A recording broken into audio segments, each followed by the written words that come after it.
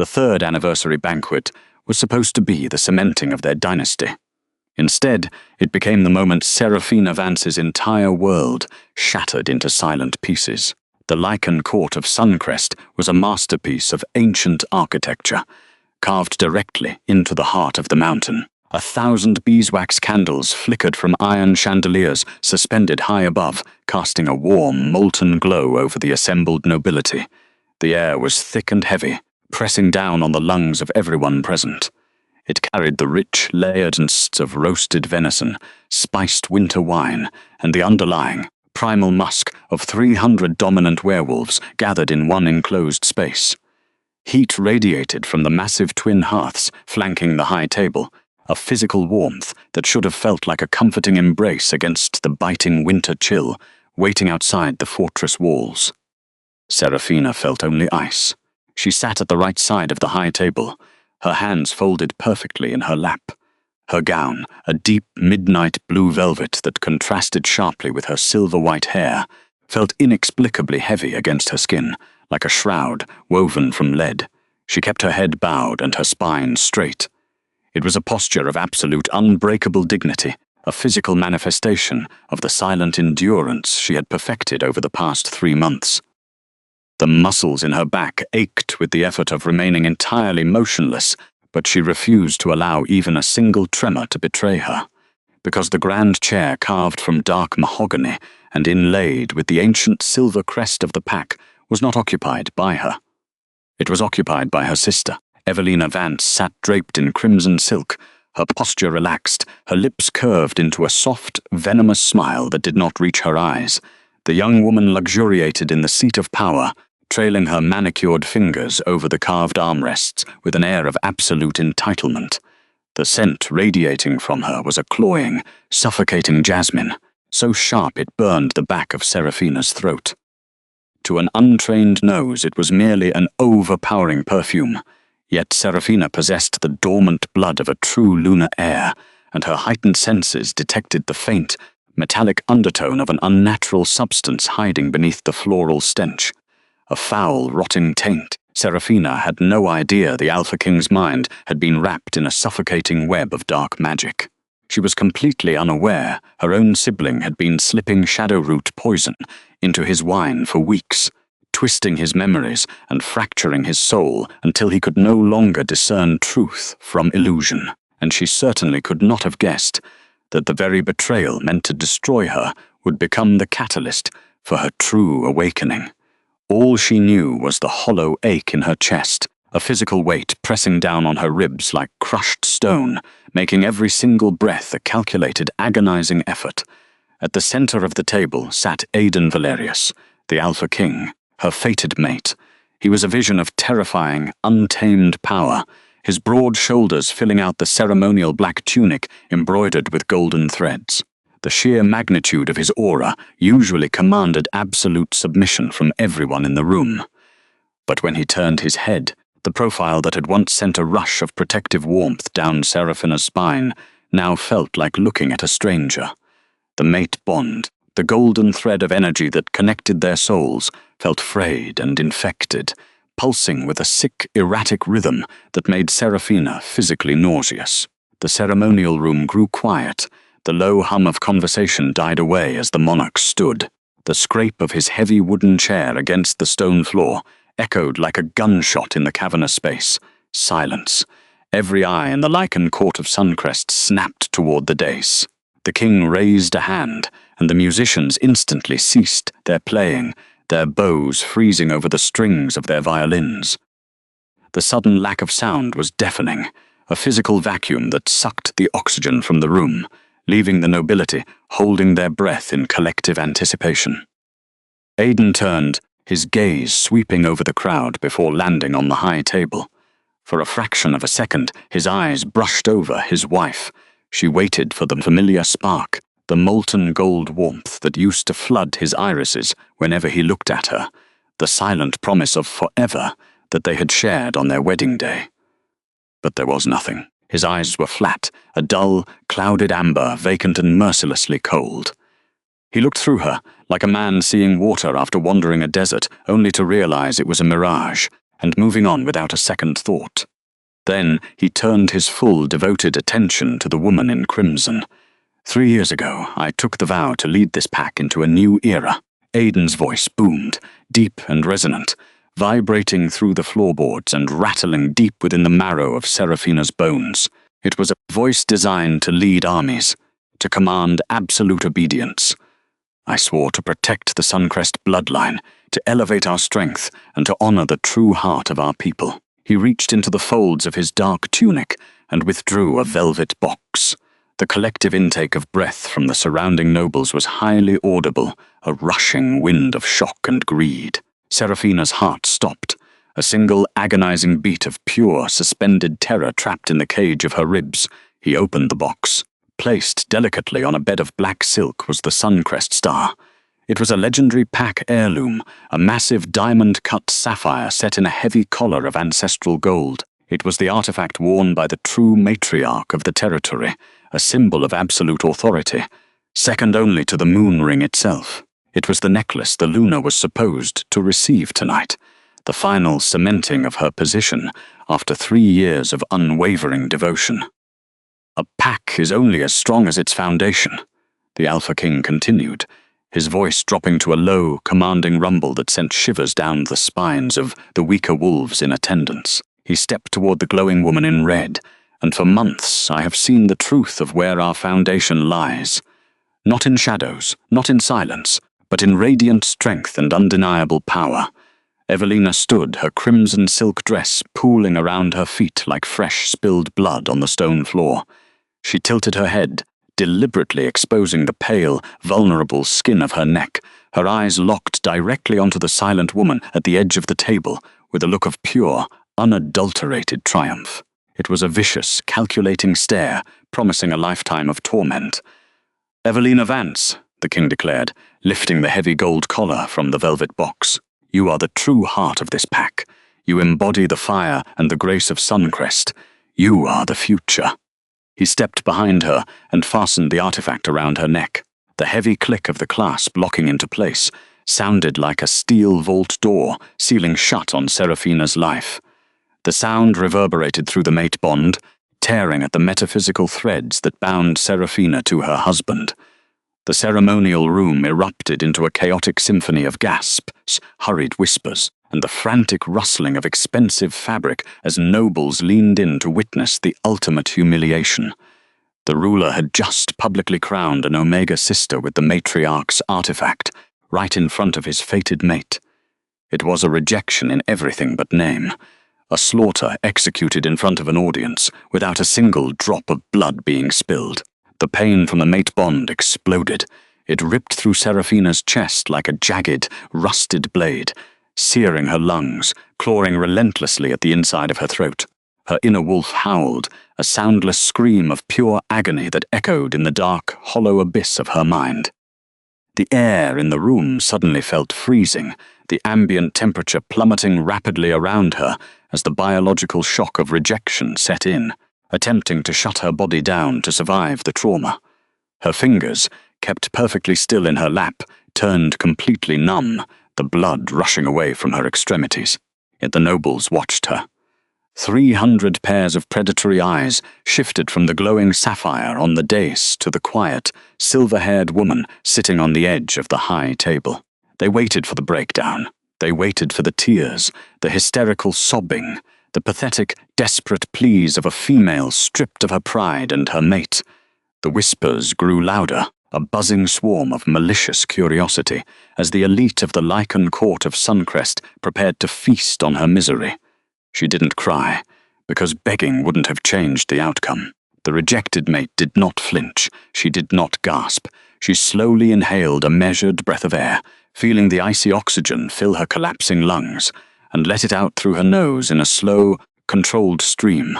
The physical sensation of the betrayal was a hollow, echoing chasm in her ribs, but on the outside, her face was carved from glacial ice. She locked her trembling hands together, digging her nails so deeply into her own palms that crescent moons of pain grounded her back to reality, preventing her from fainting. She would not give them the satisfaction of her tears.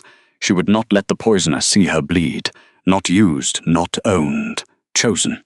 She repeated the ancient mantra of her maternal bloodline, in her mind a steady, unyielding rhythm against the chaotic, erratic thumping of her broken heart.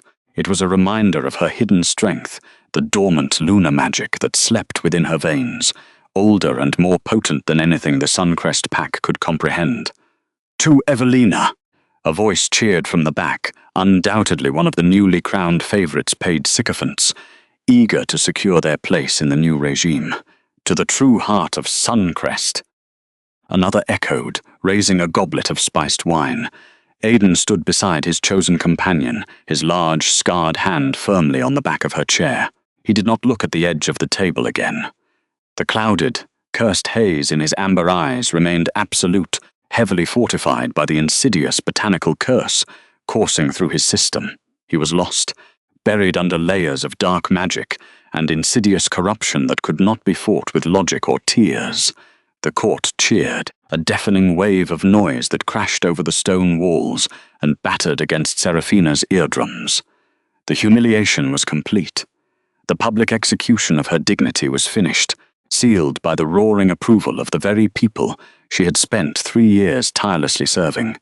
The cheering began to subside as Seraphina moved. It was not a sudden, erratic motion born of panic. It was a slow, deliberate grace that demanded absolute attention. The heavy mahogany chair scraped backward against the stone floor, a harsh, grounding sound that cut through the lingering applause like a sharpened, rusted blade, silencing the sycophants instantly. Total silence fell over the ceremonial room once more. The heavy, oppressive air returned, thicker than before. The former Luna stood up. She smoothed the front of her midnight blue velvet gown, her hands miraculously steady, her movements incredibly precise, as though she were performing a sacred, ancient ritual. Every eye in the room tracked her. The whispers completely died in the throats of the nobility, replaced by a sudden, inexplicable sense of dread. The ambient temperature of the room seemed to drop another 10 degrees, the heat from the grand hearths entirely swallowed by the sudden suffocating tension rolling off her pale skin. She didn't look at the crowd. She didn't look at the grinning sister, who was now clutching the heavy sapphire with a sudden, nervous tightness, the victorious smile faltering slightly on her lips. And she didn't look at the king, whose broad shoulders had abruptly gone rigid at the sound of her movement, the curse in his blood struggling against a primal, instinctual warning. Instead, the silver-haired woman turned her body and stepped away from the high table. She walked down the short flight of stone stairs leading off the dais. Her velvet slippers made absolutely no sound against the cold floor, making her appear more like a phantom than a rejected mate. She walked straight down the center aisle, parting the sea of nobility. The crowd practically fell over themselves to step back, creating a wide, empty path for her, bumping into tables and spilling wine in their haste to get out of her way. They parted not out of respect, but out of a primal, subconscious fear. There was an aura terrifying about her stillness, a deeply, inherently dangerous energy surrounding a person who had just had her soul ripped in half and yet walked with the flawless, unbroken posture of a reigning sovereign. Every step felt like wading through a river of liquid lead. Her heartbeat drummed in her ears, a slow, agonizing rhythm that counted down the final seconds of her old life in this fortress. The faces of the elite blurred in her peripheral vision. She could smell their varied emotions, the sour tang of fear, the sharp, metallic scent of shock, and from somewhere behind her on the dais, the rotting aroma of false triumph, masking a deep-seated insecurity. They thought they had broken her. They thought this spectacle would reduce her to a weeping, pathetic creature, collapsing on the cold stones to beg for scraps of affection. They were wrong. A dormant magic, a secret lineage she had kept buried for her own survival, began to hum deep beneath her skin. It wasn't the fiery, aggressive power of the mountain wolves. It was a force older, colder, a quiet, terrifying stillness that wrapped around her fracturing heart and held the bleeding, jagged pieces together with an unbreakable layer of frost. It was the ancient power of the moon, waking up to protect its true daughter. At the far end of the hall, beneath the towering stained glass window depicting the moon goddess, stood the high altar. It was a massive slab of white marble, the sacred stone where every leader bled their palms to swear their life oaths to the pack. Standing beside it was Zachary Thorne. The wise elder of the neutral pack council leaned heavily on his wooden staff, his ancient, weathered face drawn into a mask of profound sorrow, his silver eyes wide, with the horrifying realization of what was about to happen. He was the only one in the room who truly understood the magnitude of the loss Suncrest was about to suffer. Seraphina reached the altar. The cold radiating from the solid white marble seeped through the thin fabric of her dress, but it was absolutely nothing compared to the glacial freeze pumping through her own veins. She stopped. The priest leaned forward, his gnarled hands trembling slightly as they gripped the polished wood of his staff. "Seraphina," the old man rasped, his voice barely above a whisper, carrying a heavy, crushing weight of grief. "My child, what are you doing? The laws of the goddess." "The laws of the goddess require truth. Elder Zachary," she said. Her voice, when she finally spoke, was a profound revelation to the silent room. It wasn't shaky, it wasn't tight with unshed tears or choked with despair. It was clear, resonant, and ruthlessly cold. A storm-glass grey river of sound that echoed off the high-vaulted ceilings of the cavernous space. It carried no anger, no desperation, only a terrifying, absolute finality that sent shivers down the spine of every lichen present. She slowly raised her left hand, presenting it to the altar. Located firmly on her ring finger was the moon ring, the ancient heirloom crafted from celestial silver, set with a raw, unpolished moonstone that usually glowed with a soft, internal luminescence in response to the true Luna's heartbeat. For 3 years it had been a physical part of her body. It was the artifact that bound her to the territory, to the ancestors, and to the man who had just publicly destroyed her. Behind her, she heard the heavy, hurried thud of boots. Aiden had descended from the dais. He was walking down the long aisle, his cursed mind suddenly fighting through the thick, suffocating fog of the mind-altering venom, triggered by the raw, shifting spiritual pressure rapidly building in the room. His wolf was clawing at the walls of his corrupted consciousness, howling in frantic warning. Seraphina. The Alpha King's voice cracked like thunder, echoing from the center of the hall, laced with a sudden raw panic he didn't understand. "Stop!" She did not turn around. She kept her eyes fixed on the pure white marble of the altar, her profile perfectly illuminated by the moonlight, filtering through the stained glass window above. With her right hand, she reached over and gripped the thick band of the ancient artifact. For a fraction of a second, the celestial silver seemed to burn against her skin, resisting her, pleading with her dormant magic to stay, to fight for the pack. The mate bond, terrified of the impending severing of physical ties, screamed in her chest, sending violent, paralyzing shudders of agonizing pain down her spine. The air around her grew suffocatingly dense, thick with the scent of ozone and impending lightning. She pulled. The ring slid off her finger. The exact moment the silver cleared her knuckle, a physical shockwave rippled through the lichen court. The floating candles above them flickered wildly, dimming to a sickly, pale yellow before flaring back up. A collective, involuntary gasp arose from the crowd as a heavy, oppressive weight descended upon the room. The spiritual tether to the pack's prosperity, the sacred blessing of the true Luna, had just been fractured. The physical pain of the removal was blinding. It was not just slipping off a piece of jewelry, it was tearing away a layer of her own soul. The skin beneath the ring was pale, a ghostly white band, where the metal had rested for over 1,000 days. The ache radiated up her arm, settling in her chest as a dull, throbbing emptiness that threatened to consume her. But her face remained a mask of flawless, impassive marble. She refused to show weakness, not here, not to them. She lowered her hand. She placed the moon ring directly in the center of the sacred stone pedestal in front of the priest. The raw moonstone, which had glowed warmly with her heartbeat for 3 years, instantly went dark. It turned into a dead grey pebble on the cold stone, entirely drained of its celestial life. "No," the elder breathed, closing his eyes tightly. A single, solitary tear escaping the weathered creases of his face to roll down his cheek. He understood. He understood the catastrophic, irreversible cost of what the Sovereign had just done. Even if the man himself was too blind and poisoned to see it, the pack had just lost its true heart. "I, Seraphina Vance," she said, her voice ringing out in the absolute, deathly silence of the hall, carrying to the very back of the room, so that every noble heard her clear declaration, "Return the moon ring to the high altar of Suncrest. I release my claim to the title of Luna. I leave the seat empty, to be filled by the one the king has deemed the true heart of this pack, Sarah." Her husband roared, the sound desperate, animalistic, his heavy boots pounding violently against the stone as he closed the distance. The word thundered through their severed bond like a desperate war drum, echoing with a primal terror that momentarily pierced his cursed mind, but she didn't wait for him. She turned away from the altar, her profile cold and untouchable, completely ignoring the towering figure of her fated mate as he rushed toward her. She walked past him with the grace of a ghost.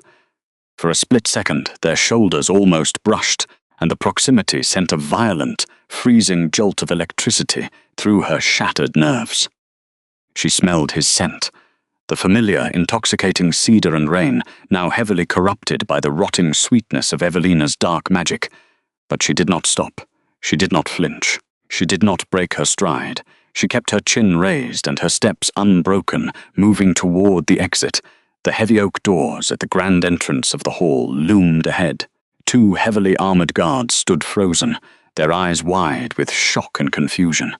As the silver-haired woman approached, radiating an aura of absolute, freezing authority, they instinctively stepped back, reaching out with trembling hands to pull the massive iron handles.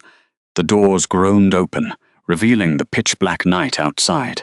A violent, howling blizzard raged fiercely beyond the threshold, the freezing wind instantly whipping into the hall, blowing out the candles nearest the entrance and sending a flurry of white snow swirling aggressively across the polished stone floor.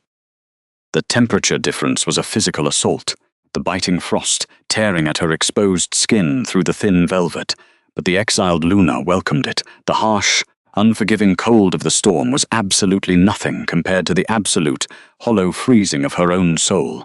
The storm was honest, the court was not.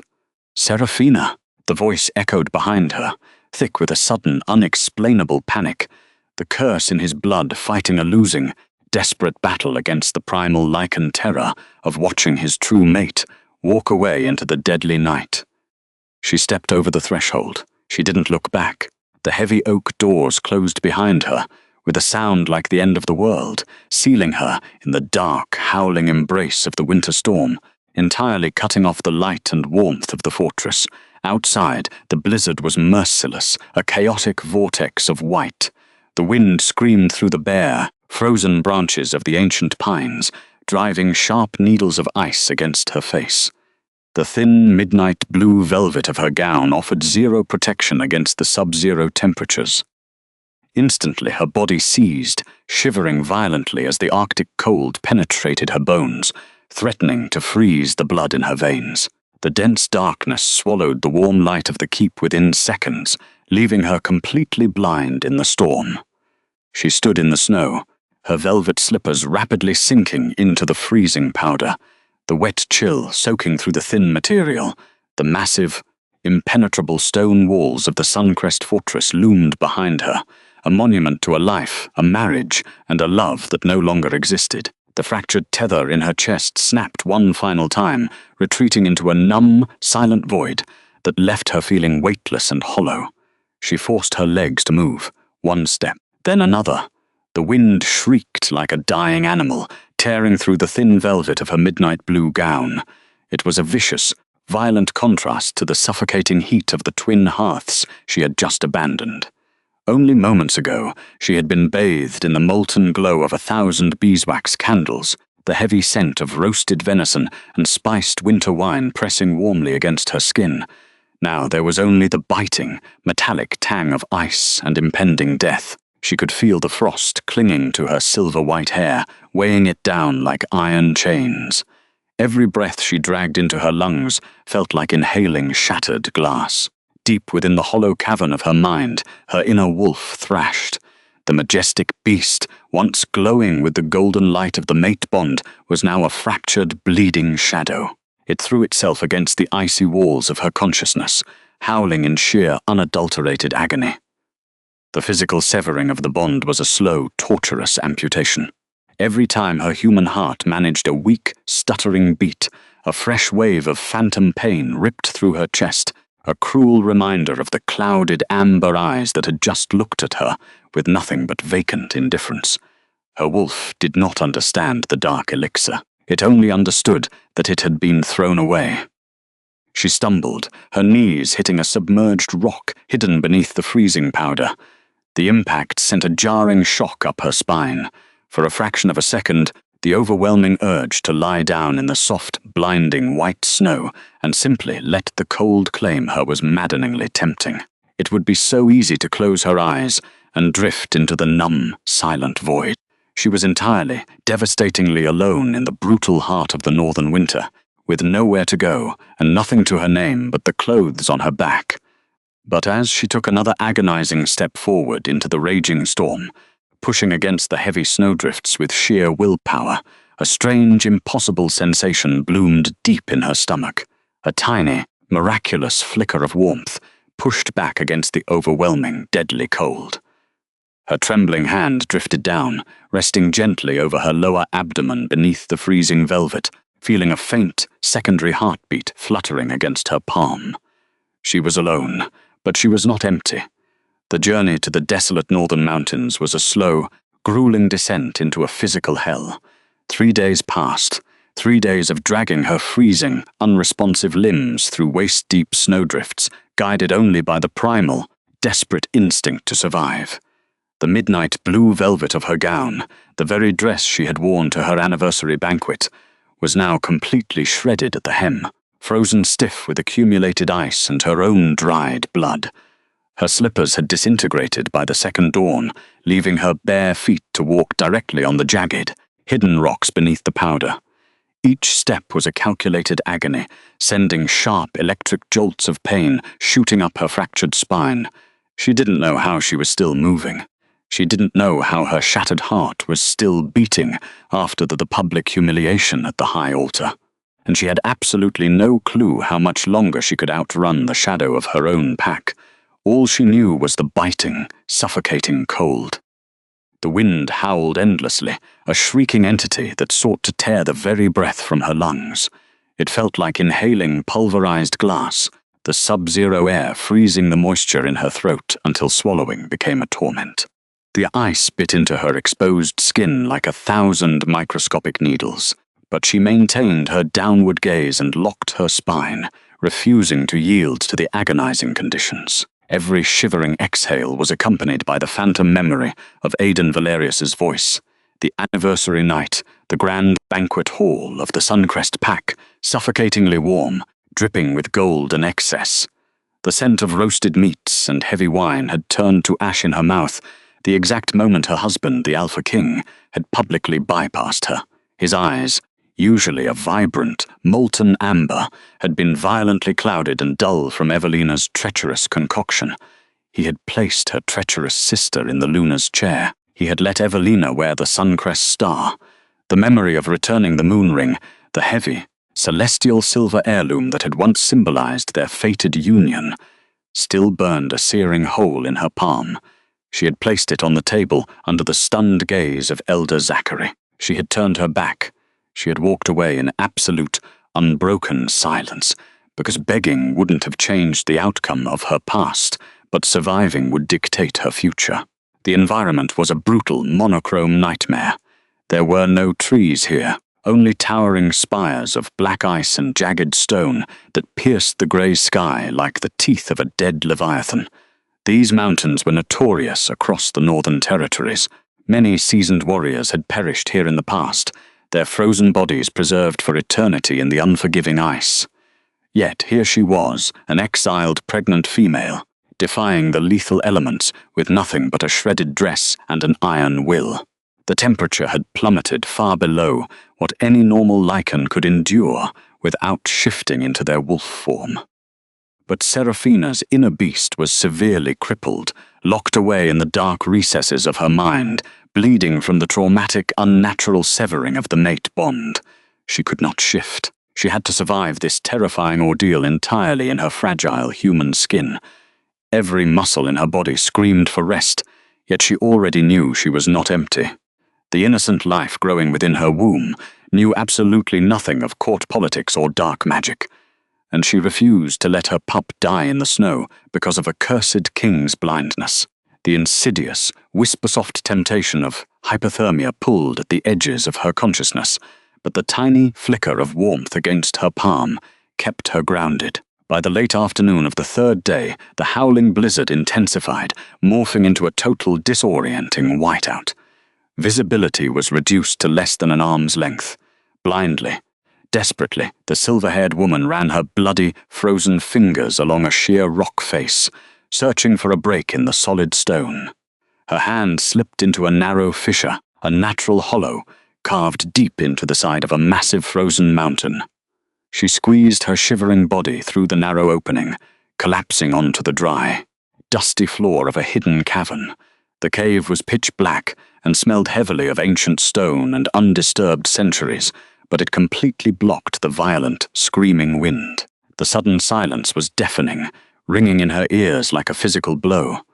She lay on the ground for several long minutes, her chest heaving, listening to the agonizing, wheezing sound of her own breath. When she finally managed to push herself up into a sitting position against the rough wall, her first instinct was to check her surroundings. Her second was to conceal her tracks. Deep within the inner lining of her ruined bodice, her numb fingers sought a tiny leather pouch. It was a desperate contingency plan, meticulously prepared and hidden for months, long before the ultimate betrayal had occurred. Inside lay the dried, brittle leaves of the Luna blossom tea. It was a rare, ancient herbal infusion, highly toxic if consumed by ordinary wolves in its raw form, but absolutely essential for a pregnant female seeking to completely erase her biological existence. The Luna blossom tea was a relic from the old wars, harvested only on the highest peaks during a blood moon. It was meant for warriors seeking to evade enemy trackers, not for pregnant mothers. The toxicity was known to cause permanent neurological damage, but she knew the child growing within her carried the dominant, highly traceable bloodline of the Suncrest Alpha. Very soon, the unborn pup would begin to project a faint, unmistakable scent of cedar and molten gold, a beacon that would draw Evelina's paid assassins straight to her throat. She could not allow that. With violently trembling hands, the exiled Luna pressed the dried, fragile petals past her cracked, bleeding lips. She had no hot water to properly steep the tea, so she scooped a handful of dirty, packed snow from the cave entrance into her mouth, forcing herself to chew the abrasive, bitter leaves. The taste was absolutely horrific. It tasted like burning ash, dead earth, and metallic rust, searing the roof of her mouth and sending violent, sickening waves of nausea crashing through her fragile stomach. But she swallowed it down, forcing every last drop of the toxic, bitter juice past her throat. The sharp agony in her gut was a worthy price to pay for her child's safety. She would swallow poison 100 times over if it meant keeping her pup hidden from Evelina's murderous gaze. The reaction was almost instantaneous. As the crushed blossom hit her stomach, a heavy, suffocating numbness began to spread outward from her core. The sharp, natural scent of her own biological signature and the faint, royal musk of the child she carried were forcibly suppressed, shut down, concealed beneath a heavy, impenetrable veil of botanical shadow. The magic of the herb was exceedingly harsh, acting as a physical vice that squeezed her internal organs, binding her natural aura tightly against her skin. It was an excruciating process, a deliberate dampening of her life force, but it guaranteed that no tracking spell or bloodhound could ever locate her. The exertion, combined with the severe toxic shock of the herb, proved to be too much for her battered body. Her vision tunneled, her knees gave out. She collapsed forward, her palms slapping violently against the rough, uneven dirt floor of the cavern, It wasn't just a random rock she hit. It was a jagged piece of flint buried in the dust, sharp as a surgically honed blade. The cut was deep, slicing through the epidermis and biting directly into the muscle of her right hand, tearing open a horizontal gash across her palm. The sharp sting of the wound barely registered over the widespread, paralyzing numbness of her frozen flesh, but the sight of her own bright crimson blood was startling. It spilled freely, a stark contrast against the grey, lifeless dirt, dripping steadily and pooling in the grooves of the rock beneath her trembling fingers. Then, the stone beneath her began to vibrate. It was not a tremor of the earth, but a deep, resonant humming that originated from the very molecular structure of the rock itself. Her blood, carrying the ancient, dormant lineage of the true lunar heirs, had seeped into the forgotten crevices of the floor, acting as a perfect biological key. The thick layer of dust and snow coating the ground suddenly blew outward in a perfect circle, repelled by an invisible, localized anti-gravity force. Beneath her bleeding hand lay a massive, circular slab of obsidian, intricately carved with celestial runes that had not seen the light of day for over 1,000 years. It was a long-dormant lunar altar, an ancient relic of a forgotten era, hidden away in the darkest corners of the mountain. The runes were geometric, complex patterns of interlocking circles and sharp, angular lines that represented the phases of the moon and the ancient cycles of the tides. For centuries, the Suncrest Pack had believed the lunar lineage to be entirely extinct, a myth relegated to children's bedtime stories. They didn't know the true heirs didn't conquer with fire. They endured with ice. As her royal blood filled the central engraving, the deeply etched symbols ignited. A blinding, ethereal light erupted from the stone. It was not the warm, aggressive, molten gold of the mountain wolves she was used to. It was a river of liquid silver, pure, cold, and utterly magnificent. The light surged upward like a geyser, wrapping around her shivering, battered body like a protective cocoon. The agonizing, bone-deep chill in her limbs was instantly eradicated, replaced by a profound, ancient warmth that seeped directly into her marrow. The magic climbed her arms, weaving through her veins, forcing her fractured heart to beat with a slow, thunderous rhythm that commanded the very air in the cavern. The pain of her severed mate bond, the hollow, bleeding ache in her chest, was suddenly anesthetized by the overwhelming, undeniable presence of her own awakened power. She remained ignorant that the immense suffering had been a necessary catalyst. The intense, prolonged trauma of the rejection, combined with the physical exhaustion of the blizzard, had finally cracked the hard, defensive shell around dormant magic, and now the blood sacrifice on the altar had completely shattered it. Her eyes, usually a soft, unassuming storm-glass grey, flared with a brilliant, glowing silver light. The energy cascaded down her spine, repairing the microfractures in her bones, sealing the frozen skin, and weaving a powerful, invisible shield around her womb. She was not merely a rejected mate. She was the ancient lunar heir. A true, ancient daughter of the moon, possessing a forgotten magic that could rewrite the fundamental laws of the Lycan world. The magic thrummed in her blood, a silent, terrifying promise of absolute authority, not used, not owned, chosen. The magnificent surge of ancient energy demanded a massive, catastrophic physical toll from her already depleted body. The moment the silver light receded, retreating back beneath her skin and settling deep within her awakened soul, the adrenaline completely crashed. Total, paralyzing exhaustion slammed into her like a physical wall. Darkness claimed her vision, and she slumped sideways onto the cold, solid obsidian of the altar, her breathing incredibly shallow, her body entirely spent. She did not wake for 2 full days. When Seraphina finally opened her eyes, the violent blizzard outside was still raging, but the interior of the hidden cavern had fundamentally changed. The ancient obsidian altar beneath her hummed with a low, steady vibration, projecting a localized ambient warmth that pushed back the deadly sub-zero temperatures. The deep, jagged horizontal gash across her right hand had completely sealed shut, leaving behind only a faint silver-tinged scar. The ancient lunar magic had stabilized her core temperature and reinforced the fierce protective shield around her womb, but the physical toll of the awakening left her paralyzed with weakness. Thus began the agonizing silent ordeal of her survival. 2 weeks passed, 14 days of utter, unbroken isolation in the brutal heart of the territory belonging to the sovereign of the north. She could not leave the cavern.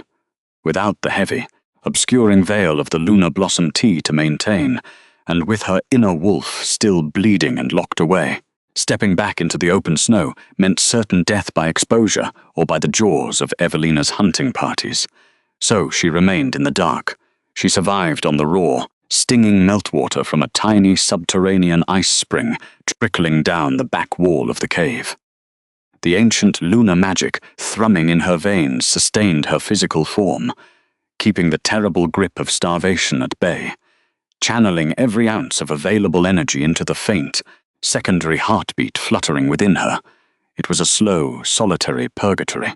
Day after day she sat with her back against the rough stone wall, her tattered, ice-stiffened gown wrapped tightly around her shivering shoulders. She watched the sliver of light at the cave entrance shift from blinding white to the bruised purple of twilight, over and over again. She felt the hollow ache in her chest, where her mate bond to Aiden had been unnaturally severed, the phantom pain throbbing in time with the deep, resonant hum of the lunar altar. She spent hours tracing the celestial runes on the stone floor, mapping the ancient cycles of the tides with her fingertips to ground her fracturing mind. She whispered quiet, fierce promises to the child growing in her womb, a royal pup who carried the dominant bloodline of the Suncrest Alpha, completely innocent of the mind-bending taint that had corrupted its father. "I will not let them find you," she breathed into the freezing air, her voice a dry, raw rasp. "I would rather burn with you than freeze alone." By the end of the second week, the overwhelming physical toll of the isolation had pushed her to the absolute edge of her endurance. Her body was incredibly fragile, hollowed out by the harsh botanical poison and the sheer physical demand of hiding in hostile territory. It was on the evening of the 14th day that the environment abruptly shifted. She felt the sudden, drastic change in the atmospheric pressure long before she heard him. The ambient noise of the howling blizzard outside the cave entrance abruptly ceased. It was cut off sharply, as if an invisible, massive soundproof wall had been erected across the mouth of the cavern. The freezing, shrieking wind died down to a dead, heavy, oppressive calm. Then the distinct sound of boots. Slow, deliberate, heavily armored steps crunching softly against the remaining snow, carrying the weight of a conqueror. A massive, broad-shouldered shadow blotted out the pale, filtered moonlight at the entrance of the cavern.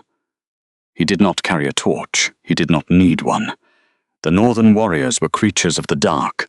Navigating the treacherous mountain passes by instinct and enhanced vision. The pregnant female forced her heavy, silver-tinged eyes half open, her primal survival instincts screaming a warning. Standing at the threshold was a man who seemed carved directly from the winter night itself. He was towering, his massive frame draped in a heavy, pitch-black wolf pelt that seemed to absorb all the ambient light in the room. His presence was not violently aggressive, but it was suffocatingly powerful. Unlike Aiden's fiery, demanding aura that constantly forced submission and projected heat, this man's energy was a deep, bottomless, freezing abyss. It was an aura of absolute, terrifying stillness. It was the undeniable presence of an apex predator who did not need to roar to prove he was lethal. Kaelen Drake, the ruler of the Northern Pack. The most feared and elusive Alpha King in the Northern Territories, a ruthless warlord who governed the brutal, unforgiving frozen wastelands where ordinary wolves went to die. He stepped fully into the cave, ducking his head slightly to clear the low stone archway. The scent that rolled off him was striking and entirely unexpected. It was a complex, intoxicating blend of dark pine, crushed obsidian, and the sharp, clean metallic smell of ozone just before a massive lightning strike. It did not trigger the sickening, hollow panic of her past trauma. It did not make her inner wolf cower in fear. Instead, the scent sent a strange, low-frequency vibration humming pleasantly through her newly awakened blood, a soothing counter-melody to the lingering ache in her chest. He stopped exactly 3 paces away from the altar. His eyes, the color of a stormy sea churning with suppressed violence, locked onto her broken, bleeding form. He watched her like a man discovering a fallen star in the dirt. He saw the ruined remnants of her formal attire.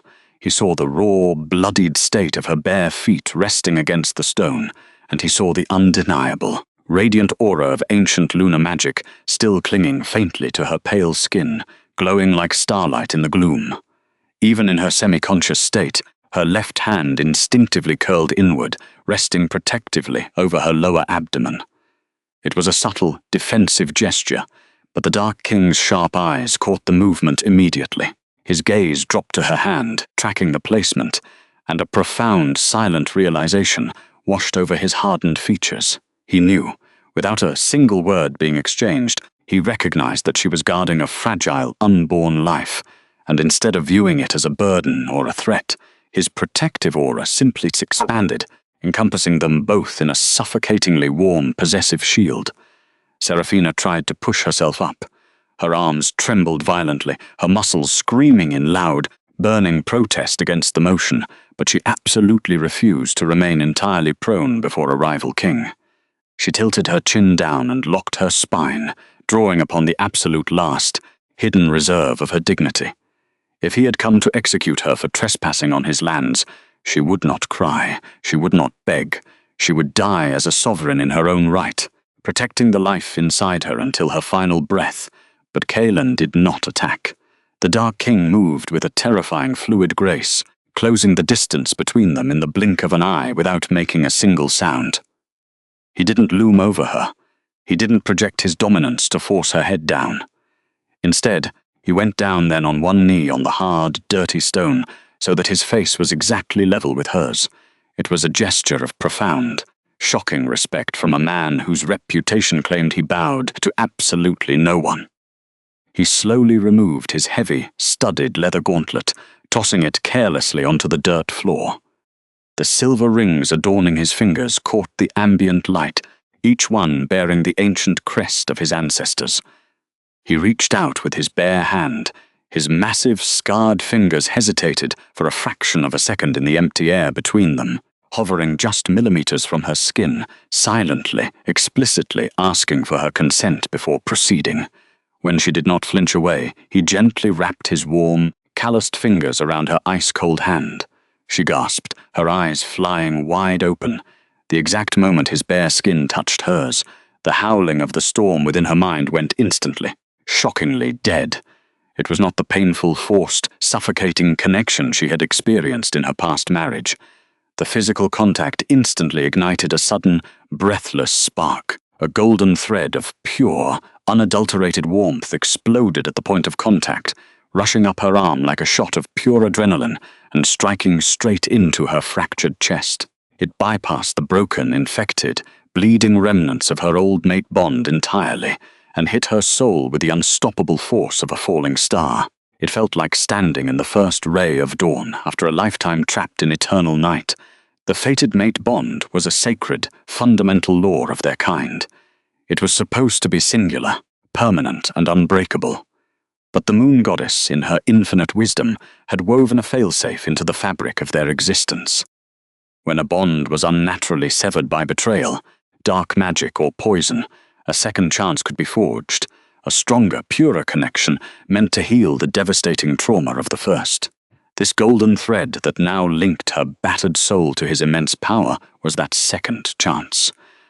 The golden thread wove itself intricately around her battered heart, actively sealing the micro-fissures left behind by Aiden's betrayal.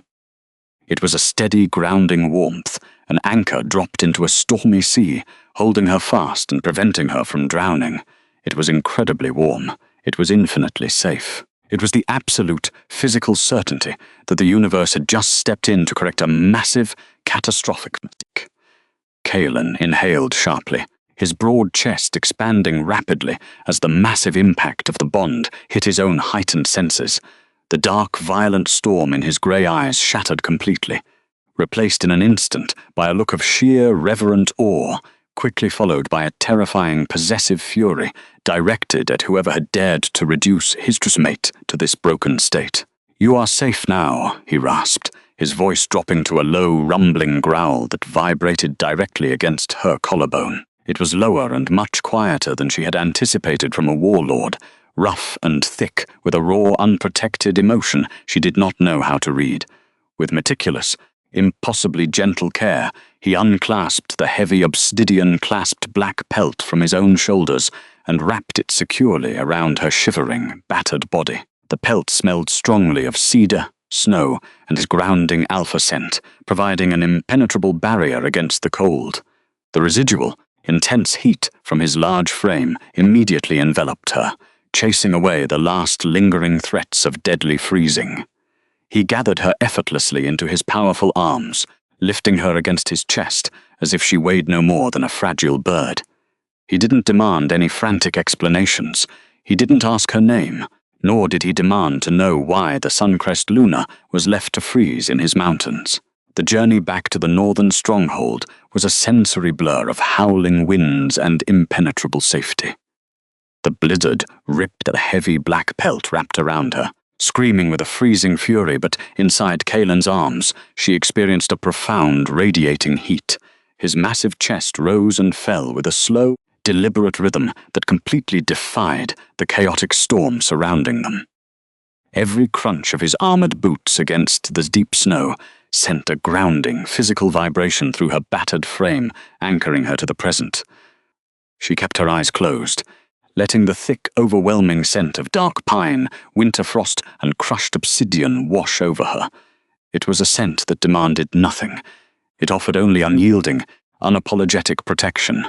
A strange, dormant spark, a faint magnetic pull she did not yet fully understand, flickered beneath her ribs, whispering in perfect time with his steady heartbeat. As her exhausted mind drifted in and out of consciousness against the Alpha King's chest, the traumatic memories of the past 2 weeks tore at her psyche.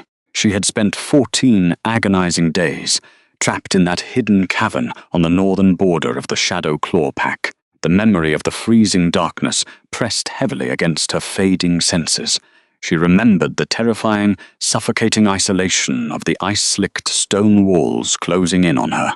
Her only sustenance had been the sharp, metallic taste of cold meltwater dripping slowly from the jagged stalactites. She had collected every agonizing drop in her trembling, frost-bitten hands, praying to the moon goddess for just one more hour of life.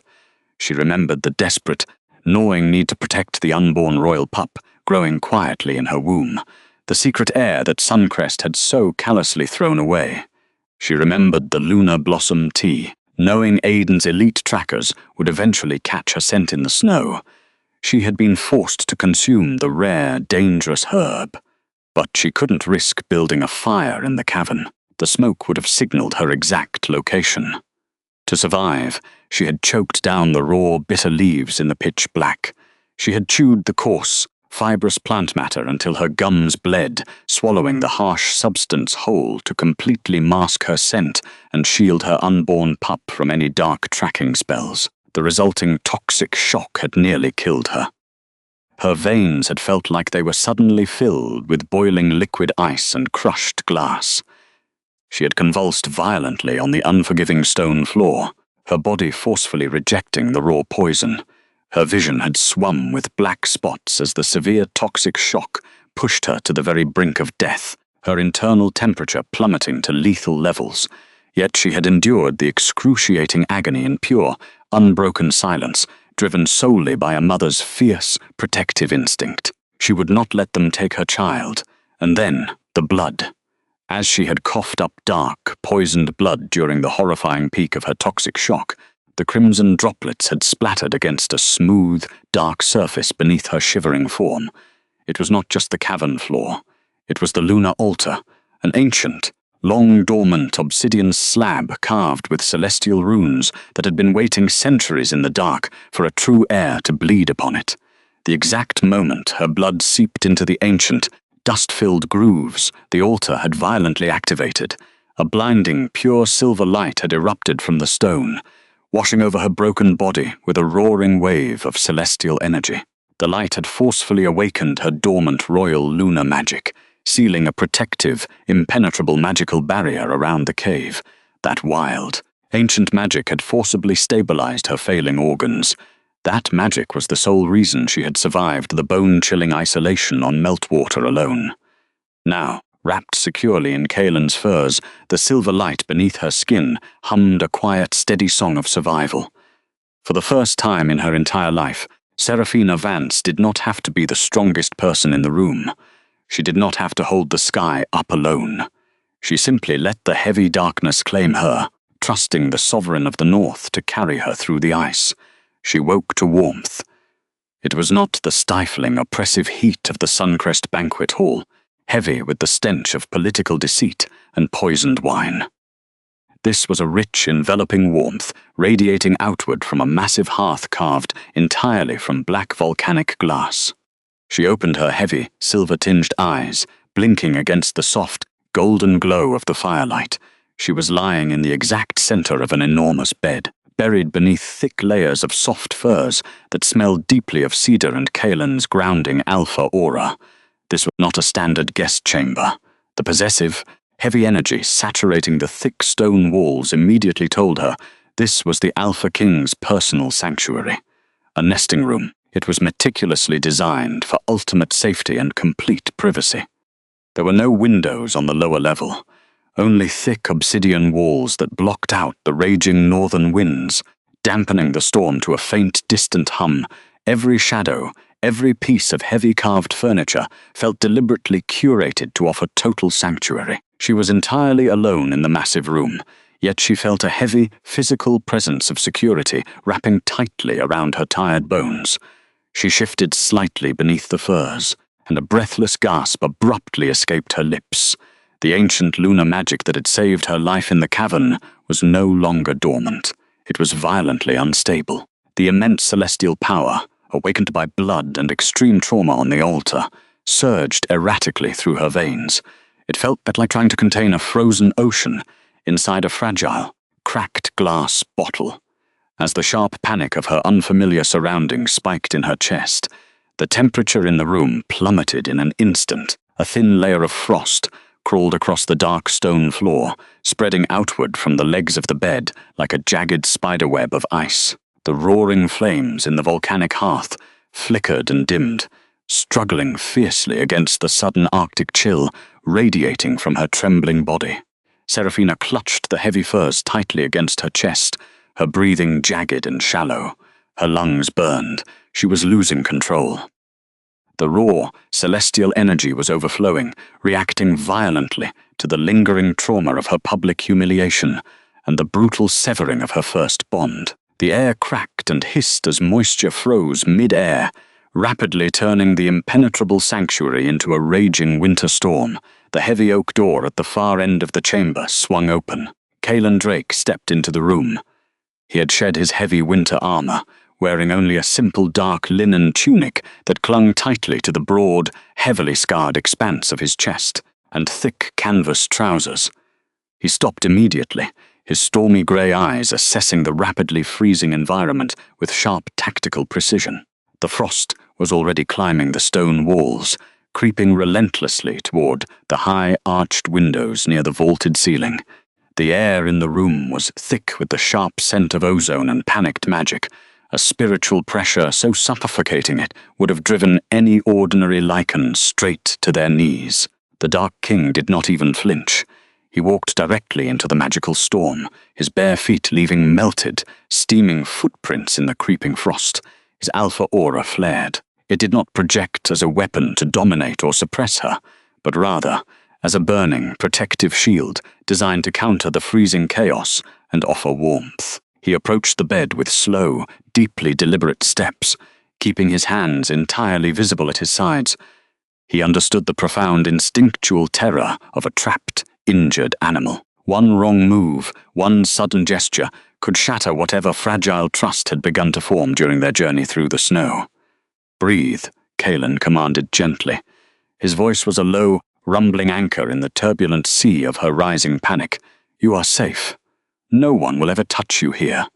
He stopped at the very edge of the mattress. He did not sit. He did not invade her physical space or crowd her recovering body. He simply stood there, a towering pillar of unyielding certainty, and slowly extended his large, calloused hands, palms facing upward. It was a silent offer, a choice, the ultimate display of respect from a man who ruled the deadliest pack in the world. He was giving her the power to accept or reject his touch. Seraphina looked at his open hands. Her chest heaved with shallow breaths, the silver light flickering wildly in her storm-glass grey eyes. Her maternal instinct, fiercely protective of the unborn life in her womb, recognized the unmistakable lack of threat radiating from him.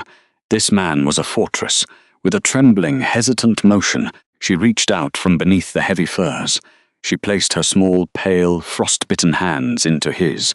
The physical contact was explosive. The exact moment their skin connected, the quiet ember beneath her ribs flared into a steady, intense heat.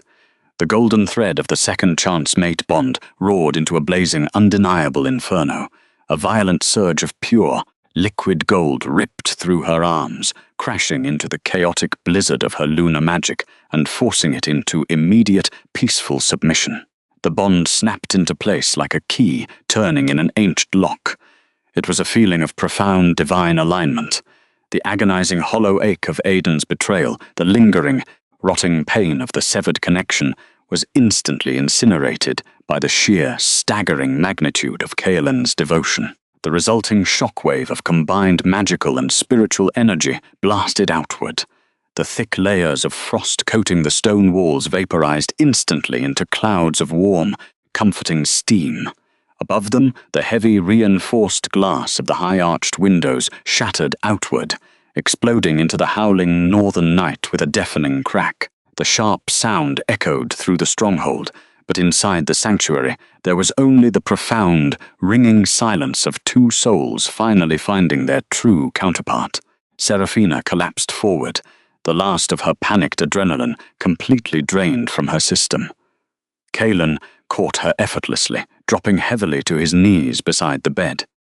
He wrapped his powerful arms around her fragile frame, burying his face deep in the crook of her neck, inhaling the sweet, unmasked scent of moonflowers and crisp winter air. He held her with desperate, reverent care, like a man who had watched his own heart walk out of his chest and was finally miraculously given it back. "I will wait." Kaelen rasped against her skin. His massive frame trembled slightly with the immense force of his suppressed emotions. He was violently fighting his own primal instinct, to claim her completely right then and there. The words were a sacred vow, vibrating purely through the golden thread that now bound their hearts inextricably together, promising her the one thing she had been denied her entire life, a choice. "I will wait until you are completely healed.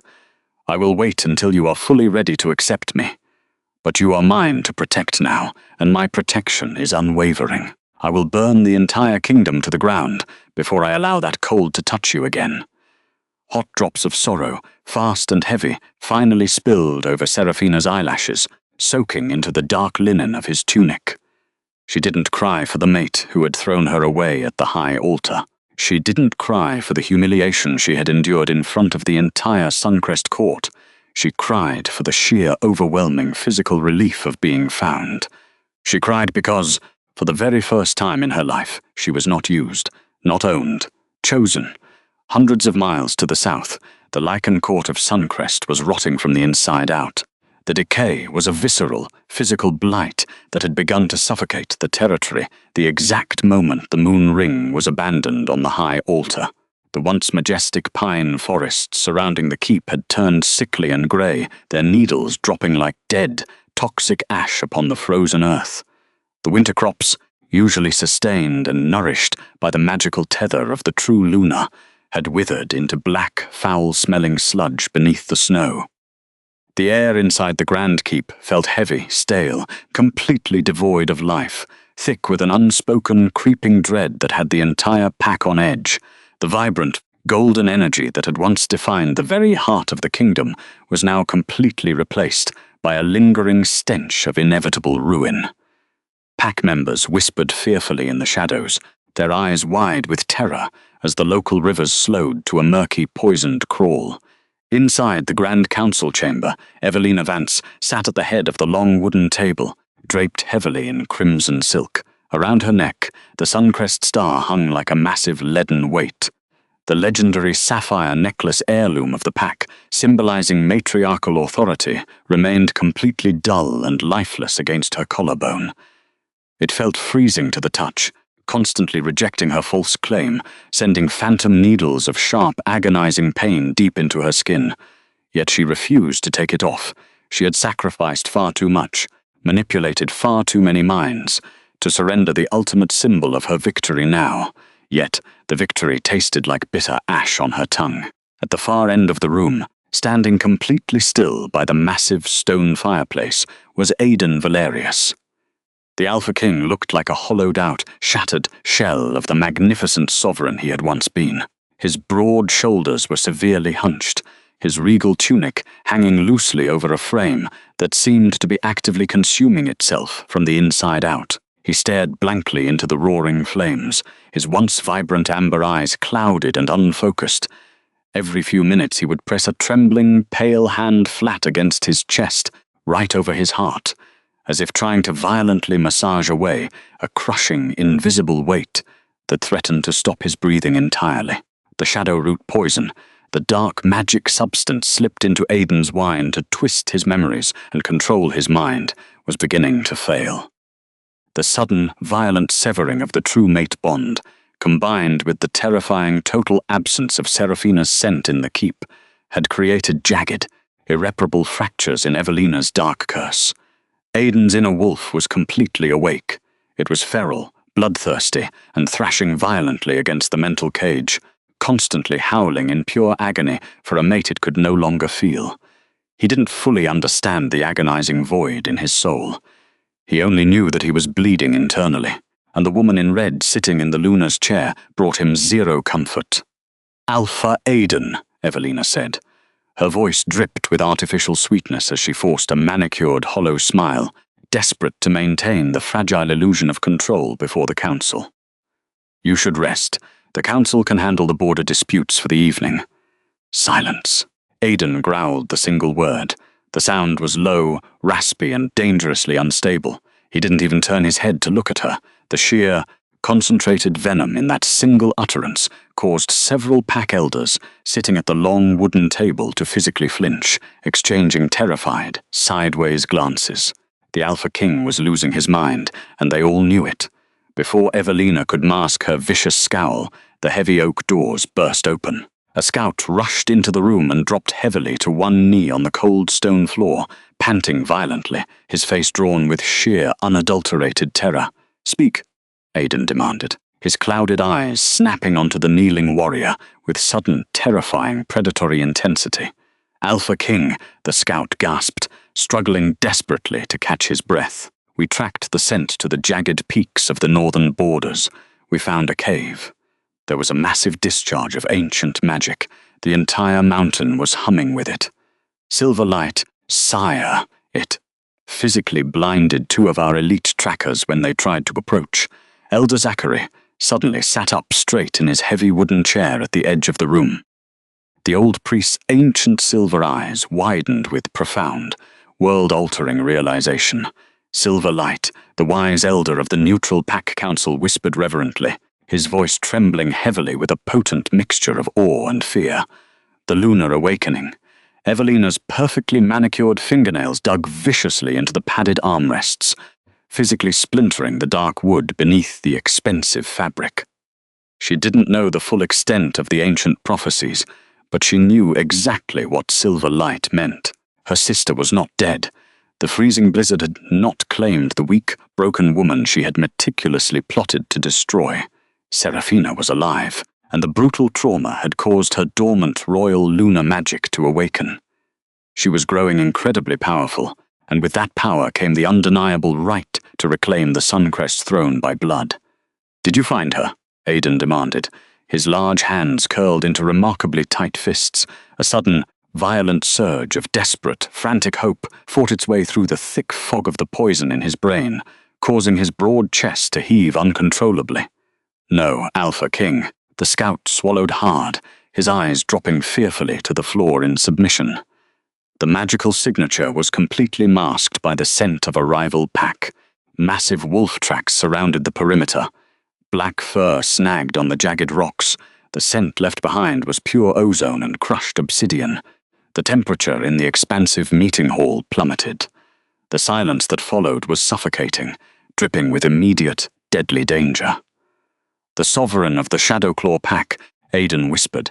The dark, cloudy haze in his amber eyes fractured instantly, revealing a split second of pure, feral, primal jealousy. It was a territorial fury so immense, so unhinged, that it physically cracked the stone tiles beneath his heavy boots. Kaelen Drake. The most ruthless warlord in the hemisphere, his greatest rival had found what belonged to Suncrest. Assemble the army, the Alpha King roared. The deafening sound exploded through the room, violently shaking the heavy iron chandeliers above their heads. The noxious brew coursing through his veins was engaged fiercely to suppress the feral command, making him stumble forward. He clutched his temple as a blinding, agonizing migraine ripped through his skull, but the primal instinct of the alpha wolf refused to be silenced anymore. We march north by dawn. No one touches what is mine. Evelina stood up immediately, her face a perfect porcelain mask of composed concern, though her blood was running ice-cold with sheer panic. Aiden, please, your health. He backhanded the heavy wooden goblet completely off the table. It shattered violently against the stone wall, spraying dark red wine across the ancient tapestries like a spray of fresh, hot blood. He didn't say another word. He simply turned and stormed out of the chamber, leaving the terrified council in his chaotic, destructive wake. Evelina remained standing rigidly by the high chair, her chest rising and falling rapidly. The sycophants in the room quickly scrambled to excuse themselves, desperate to escape the impending wrath of a crumbling sovereign. Once, the heavy oak doors clicked shut, leaving her entirely alone with the silent, intensely disapproving gaze of Elder Zachary. The false Luna completely dropped her mask, her beautiful face twisted into a vicious, ugly snarl of pure hatred. She had to act fast. If Aiden reached the northern peaks and laid eyes on Seraphina, the sheer physical proximity to his true fated mate might completely shatter the remaining fragile hold of the mind control curse. If the Alpha King fully realized he had been poisoned and manipulated into abandoning his true mate, he would personally tear Evelina limb from limb in the center of the courtyard. And worse, if Seraphina possessed the undeniable authority of the awakened lunar magic, she could strip Evelina of her rank, her magic, and her life instantly. She needed a toxin stronger than Shadowroot. She needed an immediate, guaranteed execution. Later that evening, Evelina pulled a heavy woolen cloak tightly around her shoulders, completely concealing the lifeless sapphire necklace. She slipped silently out of the main keep through a forgotten servant's passage, navigating the narrow, winding cobblestone alleys of the lower settlement. The foul, pervasive stench of rotting winter crops and unwashed bodies clung aggressively to the hem of her crimson silk dress as she dragged it through the filth of the starving outer ring. It was a visceral, undeniable reminder of the terrible blight her false reign had brought upon the land. Yet she felt not a single ounce of remorse. She only felt a burning, desperate need to protect her stolen throne at any cost. She arrived at a crumbling, dilapidated stone hovel on the edge of the pack borders, hidden entirely away from the regular patrols. The rotting wooden door hung loosely on rusted iron hinges. She pushed it open, stepping into a cramped, windowless room thick with the suffocating, burning smoke of sage, crushed bone, and dark sulfur. Sitting at a heavily scarred wooden table in the center of the gloom was a rogue apothecary. He was a hunched, wretched creature, cast out from a neighboring pack decades ago for strictly practicing forbidden blood magic. His eyes were milky and entirely blind, but his twisted, heavily scarred nose twitched violently as the false Luna entered his domain. The scent of jasmine and desperate ambition, the apothecary rasped. His voice sounded exactly like dry leaves scraping against rough stone. The new matriarch graces my humble shadows. What do you require that the royal healers cannot provide? Evelina forcefully threw a heavy leather coin purse onto the table. It landed with a loud, distinct metallic clink, spilling several thick gold pieces onto the scarred wood. "I need a poison," she stated, her voice a cold, utterly ruthless whisper. She kept her hood pulled low, her eyes constantly scanning the dark corners of the hovel for any potential spies. Not a mind-bender, not a slow, withering curse like the shadow root. I need an instant, untraceable end, a toxin that cannot be healed by ancient magic or alpha blood, a brew laced with liquid silver. The apothecary's milky eyes widened slightly, a sinister, toothless grin slowly spreading across his ruined face. "Liquid silver is an unforgivable abomination to our kind, my lady. It burns the soul completely before it even stops the heart. It is excruciating, and it leaves a highly traceable, undeniable residue." "I don't care about the pain," Evelina hissed.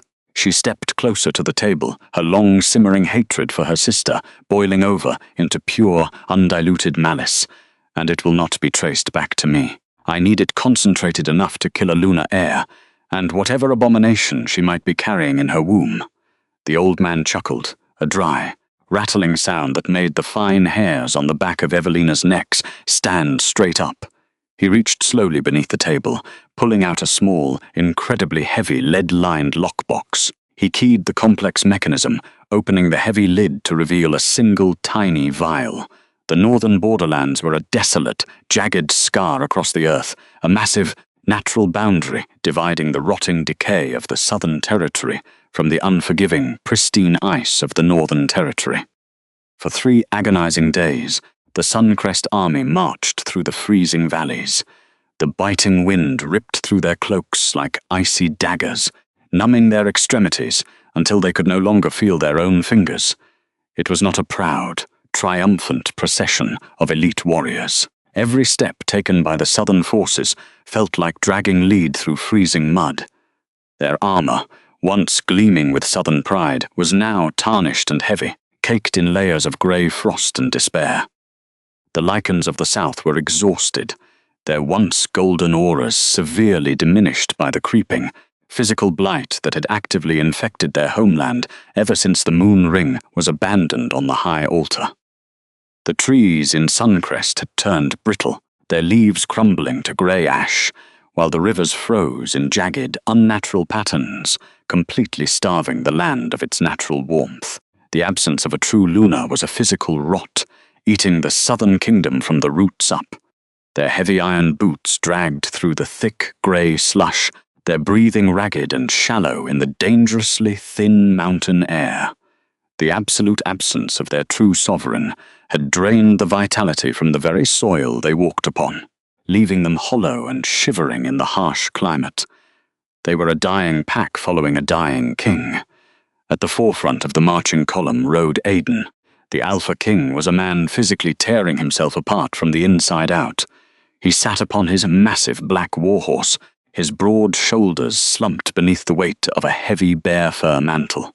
The dark botanical curse coursing through his veins was engaged in a brutal, ceaseless, invisible war with his primal lichen instincts. Every single heartbeat sent a sickening, throbbing spike of agony directly through his skull, a blinding migraine that made the stark white landscape blur into jagged, hostile shapes. His amber eyes, heavily clouded and bloodshot, scanned the mist-shrouded peaks with a frantic, desperate hunger. He didn't know why the gaping, bleeding hole in his chest felt like it was expanding with every mile they traveled north. He only knew that the phantom scent of cedar and rain, mixed with a rotting, artificial sweetness, was driving his inner beast completely feral. He clutched the reins until the thick leather creaked, silently begging the moon goddess for a momentary reprieve from the relentless torment gnawing at his mind.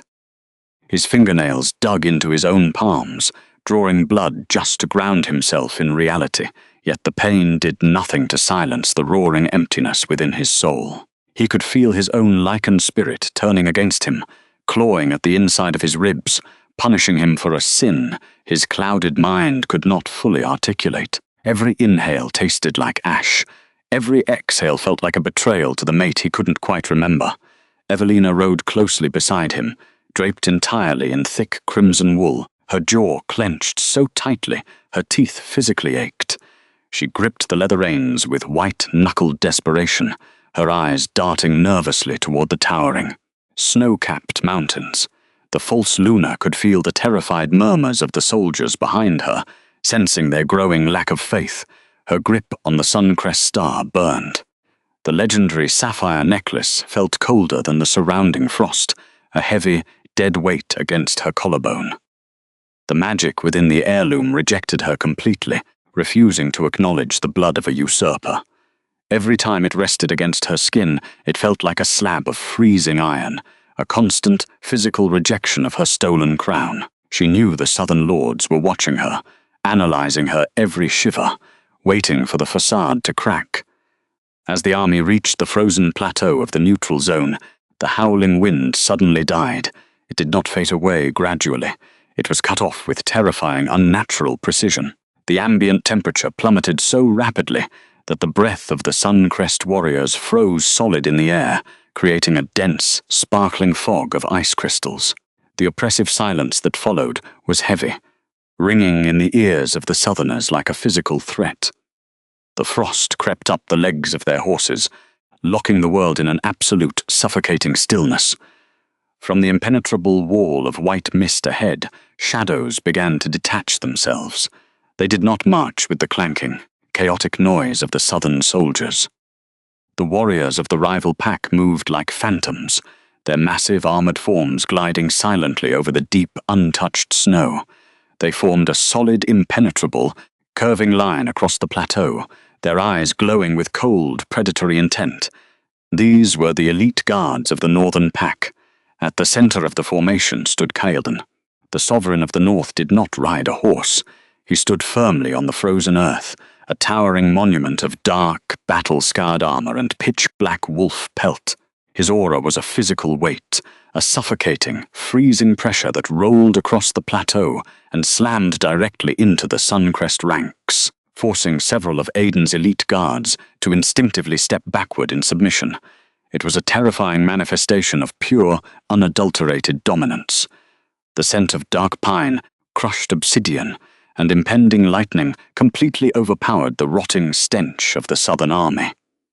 Kaelen Drake possessed the kind of ancient, terrifying authority that did not demand respect. It violently extracted it from the marrow of the bone. He watched the approaching Southern forces with the unblinking, chilling calm of an apex predator.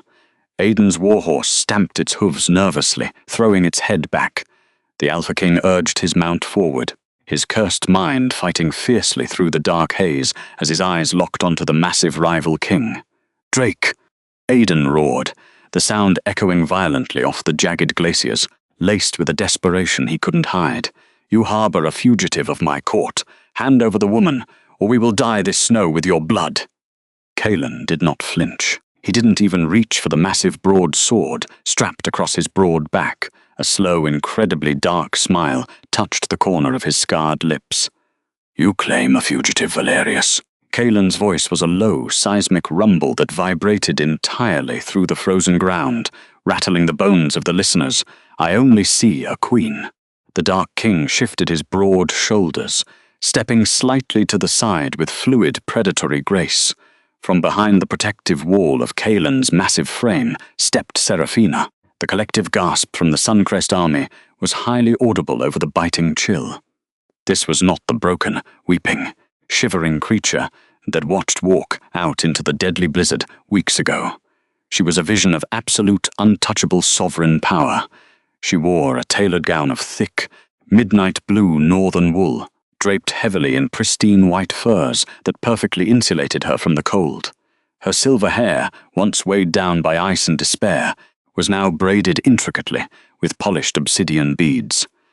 But it was her eyes that made the Southern warriors freeze in pure, unadulterated terror. They were no longer a soft, unassuming storm-glass grey. They glowed with a brilliant, steady silver light, projecting the ancient, terrifying authority of a fully awakened lunar heir. Her posture held the fierce, unyielding pride of a mother who had already brought forth the next generation. Safely tucked away behind the impenetrable walls of the northern stronghold, her newborn silver-furred pup slept beneath a heavy guard, completely shielded by the ambient celestial magic radiating across the northern peaks. She did not look at her former pack with anger. She did not weep for the life she had lost. She looked at them with absolute, devastating indifference, standing as proof of the monumental failure of their king. Alden froze. The exact moment his clouded amber eyes landed on her, the dark magic in his brain suffered a catastrophic, agonizing fracture. His inner wolf, starved and desperate, threw itself violently against the mental cage, howling her name in pure agony. The physical severing of their original bond throbbed like an open, infected wound, but the sheer sight of her alive sent a chaotic, burning surge of adrenaline through his system. His chest heaved as he struggled to draw breath in her presence. "Seraphina," he choked out, his voice cracking, entirely devoid of its former arrogant command. He practically threw himself off his horse, his heavy boots hitting the snow as he stumbled forward, completely ignoring basic tactical safety. "Sera, you're alive." Before the Alpha King could take another step, Kaelen moved. It was a blur of terrifying, lethal speed. The Sovereign of the North placed himself directly between Alden and the silver-haired woman, his stormy grey eyes flashing with deadly warning. The golden thread of the second-chance mate bond connecting Kaelen and Seraphina flared visibly in the spiritual plane, a blazing, undeniable inferno of pure, possessive warmth. It wrapped around them, a luminous shield against the encroaching rot of the Southern King. Kaelen's muscles bunched beneath his armor, his own inner wolf surging to the surface, ready to tear the throat out of anyone who dared to look too closely at the woman he had sworn to protect. "Take one more step toward my mate," Kaelen growled, his voice dropping to a demonic vibrating register that rattled the armor of every man present, "and I will separate your head from your shoulders." Alden halted, physically struck by the word. The word thundered through their severed bond like a war drum. "Mine." The declaration hit him like a warhammer directly to the chest, violently disturbing the poisoned fog in his brain. He blinked rapidly, the mind-altering venom struggling to twist the harsh reality of what he was seeing into a manageable illusion. His mind fed him lies, but his body recognized the absolute truth of her scent. "She is my wife," Alden snarled, grasping blindly at the shattered remnants of his pride, his fangs extending slightly as the primal urge to reclaim what was his fort against his physical exhaustion. "She belongs to Suncrest. By the ancient laws, she cannot just walk away from her true pack," Seraphina finally spoke. Her voice cut through the freezing air like a blade through silk, clear, resonant, and ruthlessly cold. It held the weight of glaciers and the unbreakable edge of a forged sword. The bonding ceremony was supposed to be the beginning of everything. Instead, it was a lie you chose to wear, while you paraded my sister in my place. I returned the moon ring to your altar, Alden. The bond is broken. I belong to no one who would seat a traitor in my chair, and I will burn the entire kingdom to the ground before I allow my child to ever touch your rot. She did not raise her voice. She did not yell. She kept her head bowed and her spine straight, and her absolute quiet dignity was far more devastating than any screaming fit, not used, not owned, chosen. She was making her choice clear for the entire world to witness. Evelina, watching from her horse, felt her blood run entirely cold. She saw the silver light. She saw the heavy, protective hand Kaelen placed gently on the small of her sister's back. The assassination plan in the cavern had completely failed. If Aiden's mind broke completely right now, he would slaughter her in front of both armies. Her heart hammered against her ribs like a panicked, trapped bird. Weapons were suddenly drawn on both sides, the metallic ring of steel echoing sharply across the plateau. The tension was at an absolute breaking point.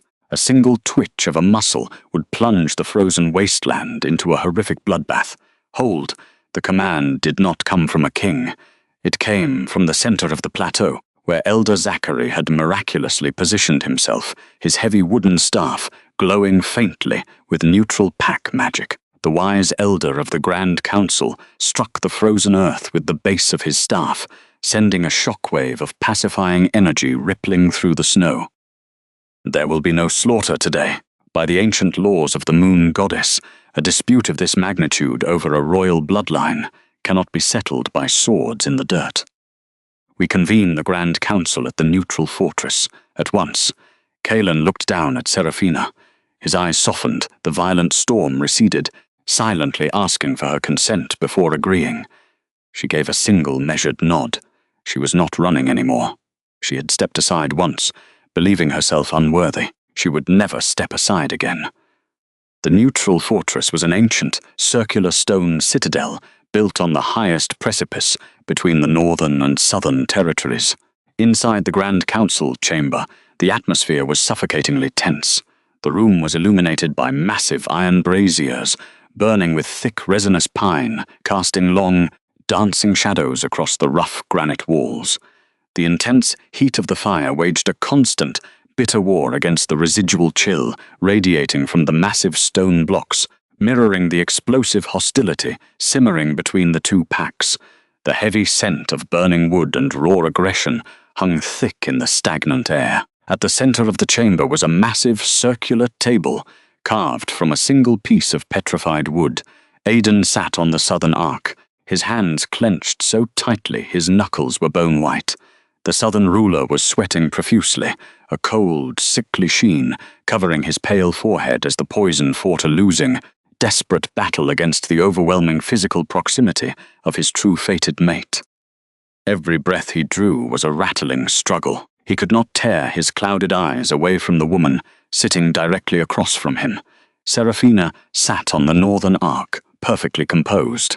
Kaelen remained standing right behind her heavy wooden chair, a silent, looming guardian of pure, unadulterated menace. The Dark King did not need to sit to assert his dominance. His presence alone filled the cavernous room, wrapping a warm, invisible shield of alpha energy around his mate. He watched the southern delegation with the focused, unblinking intensity of a predator, waiting for the absolute perfect moment to strike. Evelina sat beside Aidan, her posture rigid, her breath hitching as a sickly cold sweat pooled at the base of her throat. The suncrest star around her neck felt as heavy as a leaden anvil, its lifeless sapphire a constant, mocking reminder of her fraudulent claim. Beneath the thick folds of her crimson silk sleeves, her manicured fingers nervously traced the tiny, lead-lined vial hidden in her palm, the liquid silver poison, the absolute untraceable end. She had to do it now, before the Grand Council could officially recognize the awakened status of the true lunar heir and strip Evelina of her magic and her life. Elder Zachary stood at the head of the table, his weathered face drawn into deep, exhausted lines of sorrow and duty. Before the negotiations commence, the old priest rasped, his voice echoing loudly off the vaulted ceilings. We must observe the ancient rite of parley, the sharing of the cup to ensure no deception clouds these sacred talks.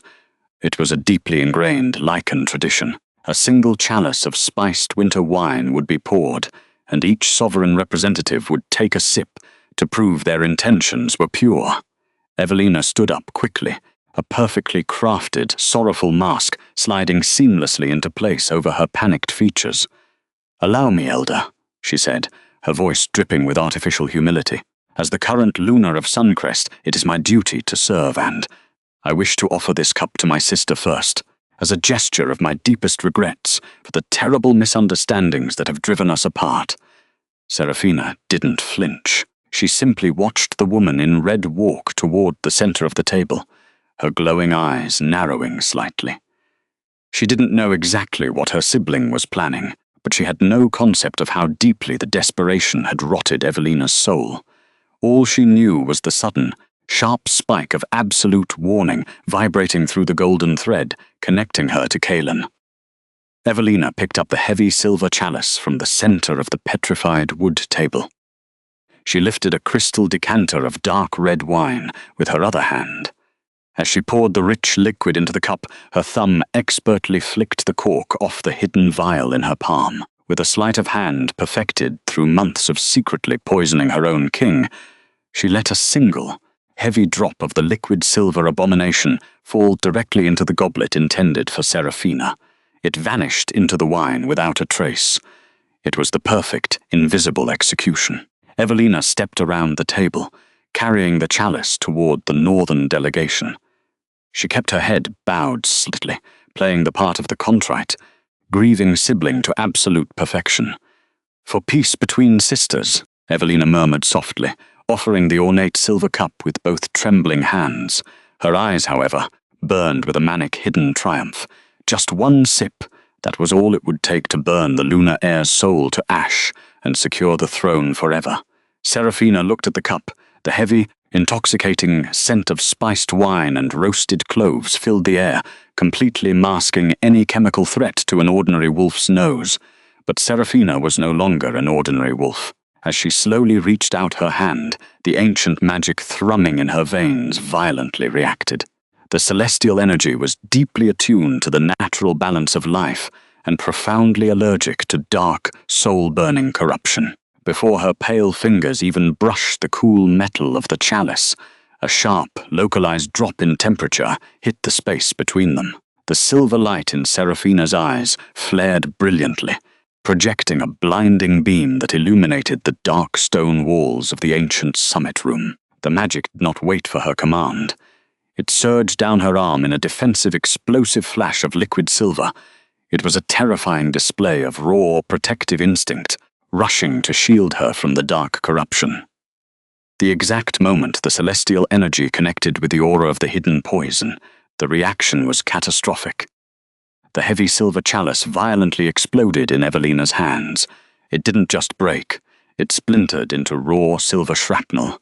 Evelina shrieked in sudden high-pitched agony, stumbling backward as the dark wine splashed across the front of her pristine crimson silk dress. The spiced wine hit the petrified wood of the table and the solid granite floor beneath them. At once, the liquid began to sizzle and boil. A horrific, acrid smoke erupted from the spilled droplets, carrying the sickening, unmistakable stench of burning sulfur and rotting bone. The poison was so highly concentrated, so incredibly corrosive, that it physically ate through the ancient stone floor, leaving deep, bubbling craters in the impenetrable granite. Absolute silence crashed down on the Grand Council chamber. The shock was so profound that not a single warrior dared to breathe. They all stared at the bubbling, smoking holes in the indestructible floor. Elder Zachary's eyes widened in sheer, unadulterated horror. He slammed his staff against the ground, pointing a trembling, gnarled finger at the smoking ruin. "Liquid silver poison!" The priest roared, his voice trembling with a potent mixture of terror and absolute fury. An unforgivable abomination, a soul-burning toxin forbidden by the goddess herself. Evelina collapsed onto her knees, clutching her bleeding hands to her chest, her carefully constructed mask of innocence entirely shattered. The crimson silk of her dress was scorched and ruined, matching the state of her stolen legacy. She scrambled backward on the stone, her eyes darting frantically around the room, meeting only the horrified, disgusted stares of the pack elders she had spent months bribing and manipulating. The whispers began immediately: traitor, poisoner, usurper. The titles she had fought so desperately to avoid were now permanently branded onto her soul. In the center of the chaos, Kaelen moved. His expression was a terrifying mask of lethal calm. The sovereign of the north reached into his dark wolf pelt and drew the truth sigil. He slammed the ancient obsidian stone directly onto the center of the petrified wood table. Immediately, the ancient runes etched into the black stone flared with a blinding, molten golden light. The powerful celestial magic exploded outward in a shockwave, sweeping across the cavernous space. It was the absolute catalyst that officially stripped the false Luna of her lies. The golden light hit Aiden like a physical blow. The physical evidence of the dark magic, the horrific realization that the woman he had crowned had just attempted to murder his true mate with an illegal, soul-destroying poison right in front of the Grand Council, combined with the overwhelming power of the truth sigil, acted as the final, shattering blow to the dark botanical hold binding him. The dark magic fractured like brittle glass inside his mind, the invisible chains snapping with a violent psychic crack.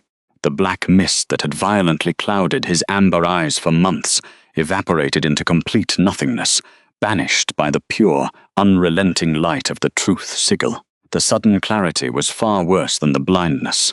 A rushing, violent torrent of raw, unadulterated memories slammed directly into Aiden's consciousness, completely bypassing any psychological defense he possessed.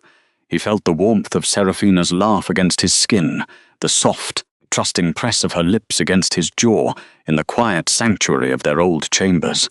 He saw the absolute, quiet dignity in her storm-glass grey eyes the night she had handed back the moon ring, accepting his cruel public rejection without a single tear. He remembered the phantom sensation of their shattered mate bond, how he had been the one to wield the blade that cut it. He remembered all of it.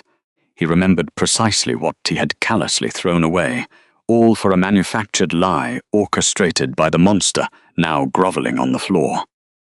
The sheer, crushing weight of his agonizing regret hit him with the catastrophic force of a collapsing mountain. His lungs seized. The Alpha King's legs gave out entirely. He collapsed heavily to his knees on the burning, ruined stone floor, his heavy armor clanking against the granite. His amber eyes, now clear and brimming with unspeakable horror, stared up at his true mate. He reached out a trembling hand toward Seraphina, his throat closing as the soul-crushing realization washed over him. He had destroyed his own soul, and begging would never change the outcome. The silence in the grand council chamber inside the neutral fortress was absolute. It was not merely the absence of sound, but a heavy, suffocating pressure that crushed the breath from the lungs of every lichen present. The air itself felt bruised, tasting sharply of ozone, scorched stone, and the bitter, metallic tang of shattered magic. Golden sparks from the truth sigil still drifted like dying embers in the dim light, illuminating the absolute devastation left in their wake. That deafening, oppressive stillness was broken only by the ragged, wheezing gasps of the Alpha King. Aidan Valerius remained on his knees on the scorched, ruined granite. His large hands, the exact same hands that had commanded unstoppable armies, built vast empires and crushed rebellions without a second thought, now tore frantically at his own chest. His thick, blunt fingernails scraped against his heavy steel breastplate, trying desperately to physically tear through the cold metal and his own flesh. He needed to reach the agonizing, bleeding void where his soul used to reside. His inner wolf howled, a soundless, agonizing cry of absolute despair that clawed endlessly at the inside of his ribs, thrashing against the emptiness of a severed mate bond. The spiritual amputation was a visceral, suffocating pain that left him drowning in his own skin. The ancient obsidian artifact, the truth sigil wielded by Kaelen Drake, had detonated with a blinding golden light, burning away the dark magic completely. The insidious, cloying haze of the venomous root was entirely gone. It had been ripped forcefully from the darkest corners of his mind in a violent purge. It left behind nothing but the stark, horrifying reality of his own catastrophic actions. The phantom whispers that had clouded his judgment were silenced, replaced by the crushing weight of his unadulterated memories. Every decision, every cruel word, every moment of blind arrogance was laid bare, agonizingly clear and entirely his own fault. The sheer magnitude of his loss was a crushing physical weight. It pressed down on his spine like a collapsing mountain, forcing his broad, heavily muscled shoulders to hunch lower toward the dirt. The Suncrest Alpha, a predator who had never bowed to gods or kings, was a man reduced to a hollowed-out carcass. He looked up at the silver-haired woman sitting on the northern arc of the petrified wood table, Seraphina Vance. He saw the cold, untouchable majesty in her glowing, storm-glass grey eyes. The memory of their third anniversary banquet crashed over him like a tidal wave of shattered ice. It was sharp and vivid, no longer obscured by the Shadow Root's toxic fog. He remembered the suffocating heat of the Suncrest Pack banquet hall. He remembered the rich, heavy scent of roasted venison, spiced wine, and the sycophantic murmurs of the elite crowding the high altar.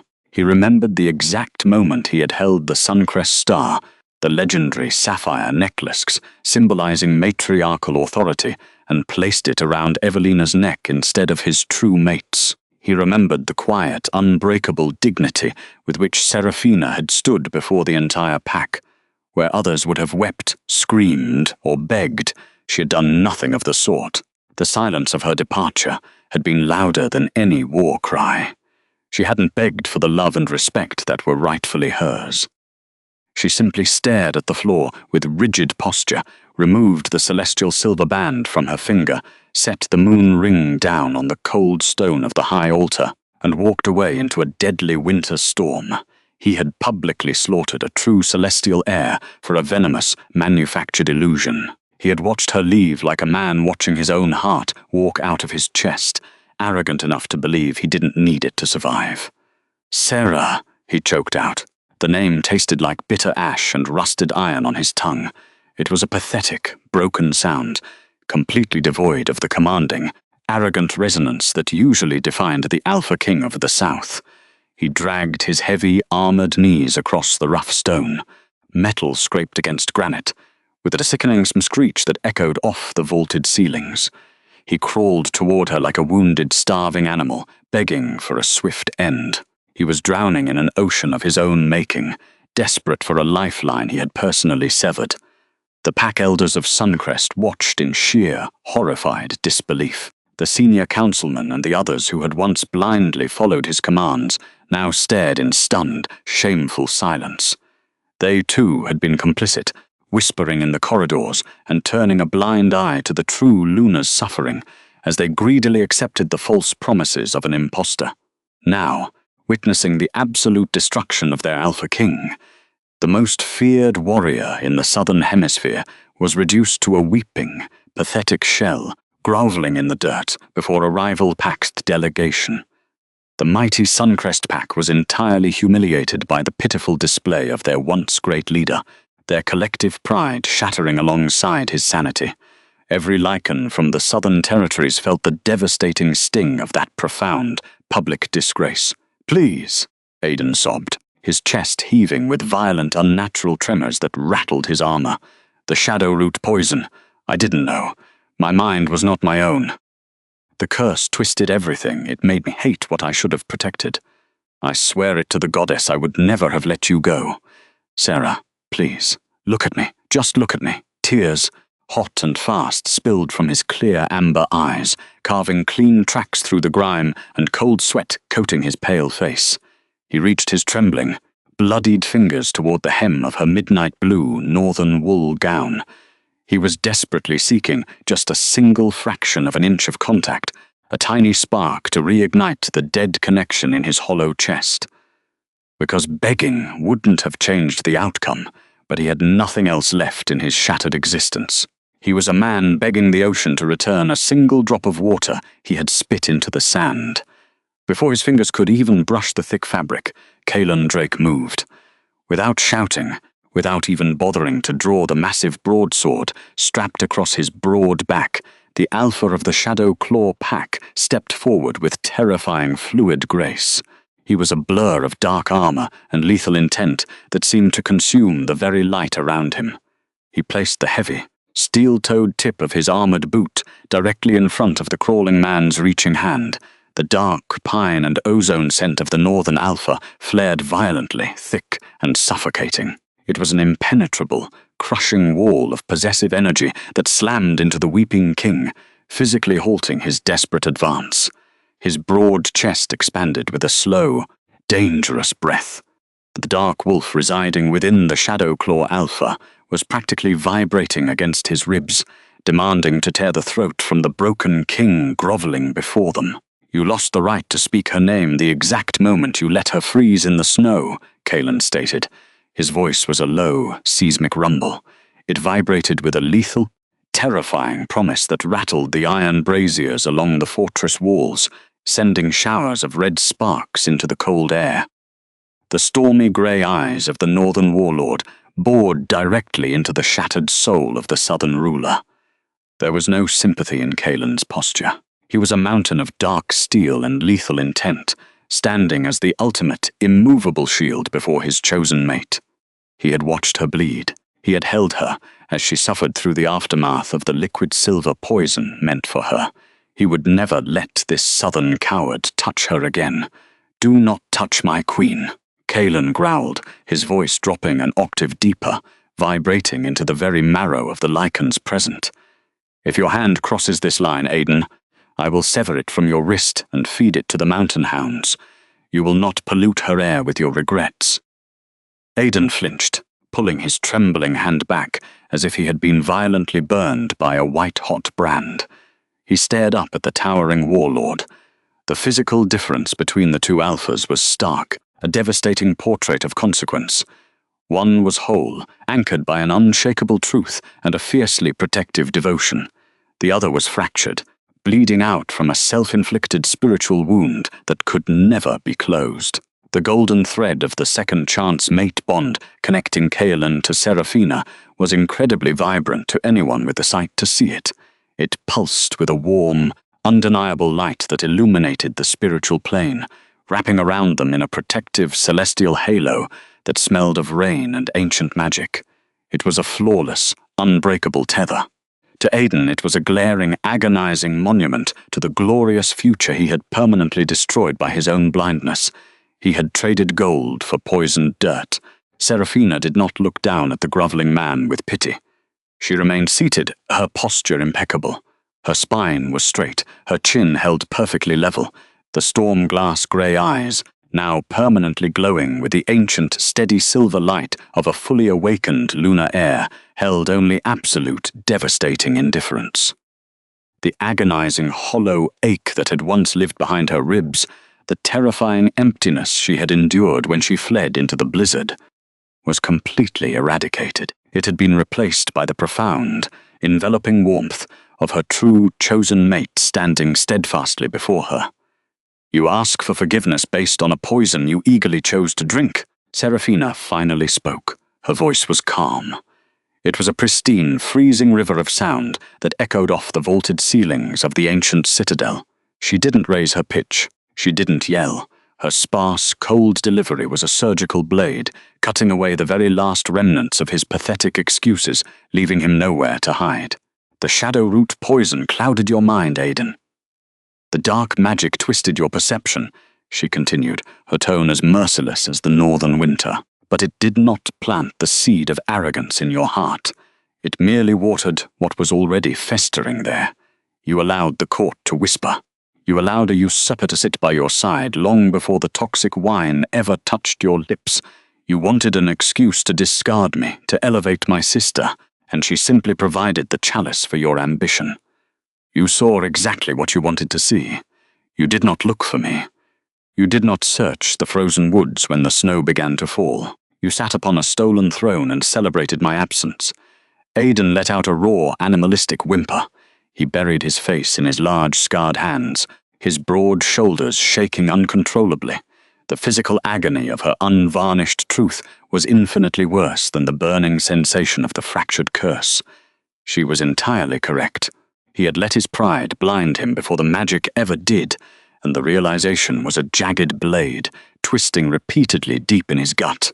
The Luna returned the moon ring after the Alpha King humiliated her on their anniversary, Seraphina said, her words cementing the absolute finality of their history for the entire Grand Council to hear.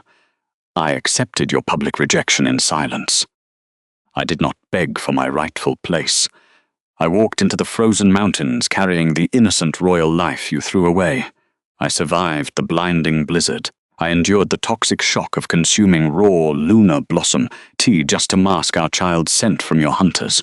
I bled upon the ancient lunar altar in the dark of a frozen cave, awakening my birthright alone, and I survived. Not for you, but in spite of you." She stood up from her heavy wooden chair.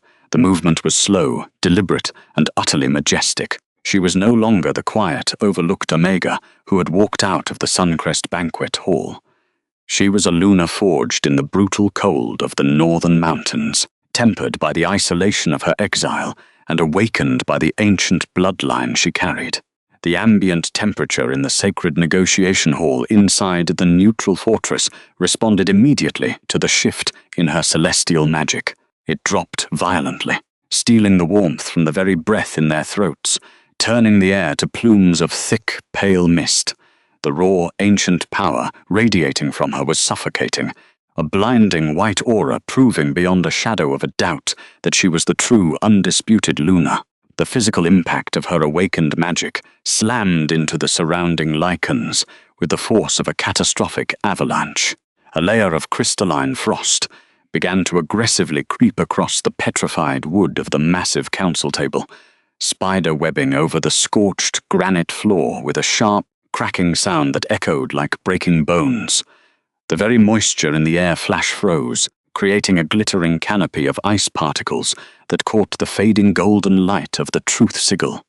The Suncrest Guards, elite southern warriors who had never shied away from the brutality of war, were violently forced to their knees.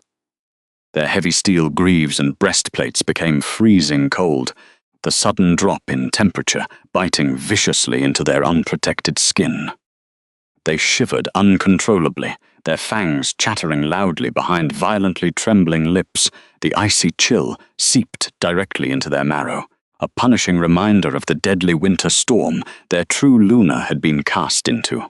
The senior elders of the southern pack pulled their thick fur cloaks tighter around their trembling shoulders, their exhalations pluming in dense, panicked white clouds of terror. They could feel their inner wolves whimpering, aggressively flattening their ears and tucking their tails in absolute, unquestioning submission to the overwhelming dominance of the true lunar air. They were paralyzed by the sheer magnitude of the ancient magic they had so arrogantly dismissed. The icy pressure in the room was physically agonizing for those who had wronged her, a visceral, inescapable manifestation of the cold she had endured during her lonely exile. Yet, for Kaelen Drake, the aura was nothing but a gentle, welcoming caress. The golden thread of their second-chance mate bond pulsed brightly through the freezing mist, anchoring her immense power.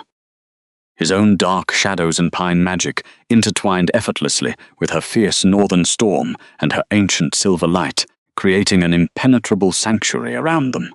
They were two halves of a devastating, perfectly balanced whole. "There is no redemption here for you," Seraphina pronounced, looking down at the broken Alpha King who had once been her entire world. "The bond is completely, irreversibly dead. You are nothing to me now but a cautionary tale of a blind ruler who traded a diamond for a handful of poisoned dust." As the broken Suncrest Alpha wept into the dirt, utterly shattered by the absolute finality of her rejection, the Grand Council turned its unified, terrifying attention to the true architect of the destruction. Evelina Vance remained collapsed on the scorched granite, a pathetic, shivering heap of ruined ambition. Her pristine crimson silk dress, once a proud symbol of her stolen authority, was ruined by the dark, smoking stains of the exploding wine. The glamorous illusion she had carefully maintained for months was utterly decimated. Her delicate hands were blistered, blackened, and bleeding heavily from the raw silver shrapnel that had detonated moments earlier when Kaelen's truth sigil shattered her treacherous illusions. She scrambled backward, her perfectly manicured nails scraping uselessly against the rough stone, leaving faint, desperate bloody streaks behind. Her breath came in short, hyperventilating gasps. Her eyes, devoid of any genuine power, were wide with feral panic as she realized the absolute totality of her doom.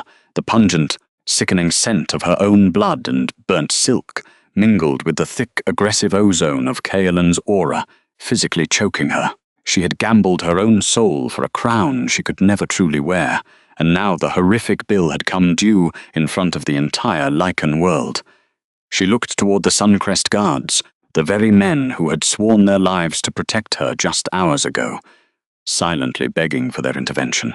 But the heavily armored warriors stood rigidly in place, absolutely refusing to meet her gaze, their expressions hardened into masks of utter disgust and burning betrayal. The pack elders who had once eagerly groveled at her feet now turned their backs, practically shrinking away from her toxic presence as if she were a walking plague. There was no shadowroot poison left to hide behind, no mind-controlled Alpha King to blindly manipulate and use as a shield. Her brilliant, venomous web of deceit had completely unraveled, trapping only herself in its fatal threads. The absolute crushing isolation of her failure was suffocating. Elder Zachary stepped forward from the deep shadows of the high stone pillars. The heavy wooden staff in his hand struck the stone floor with a resounding, undeniable boom. The sound demanded absolute attention, vibrating aggressively through the steel boots of the Suncrest guards and echoing into the highest rafters of the fortress. The wise priest's ancient face was a mask of cold, righteous fury, completely stripped of its usual diplomatic calm. His jaw was set in rigid stone, the deep wrinkles around his sharp eyes tightening as he glared down at the shivering usurper. He looked at the trembling woman on the floor not as a queen, but as if she were a diseased insect that had brazenly crawled onto the sacred high altar.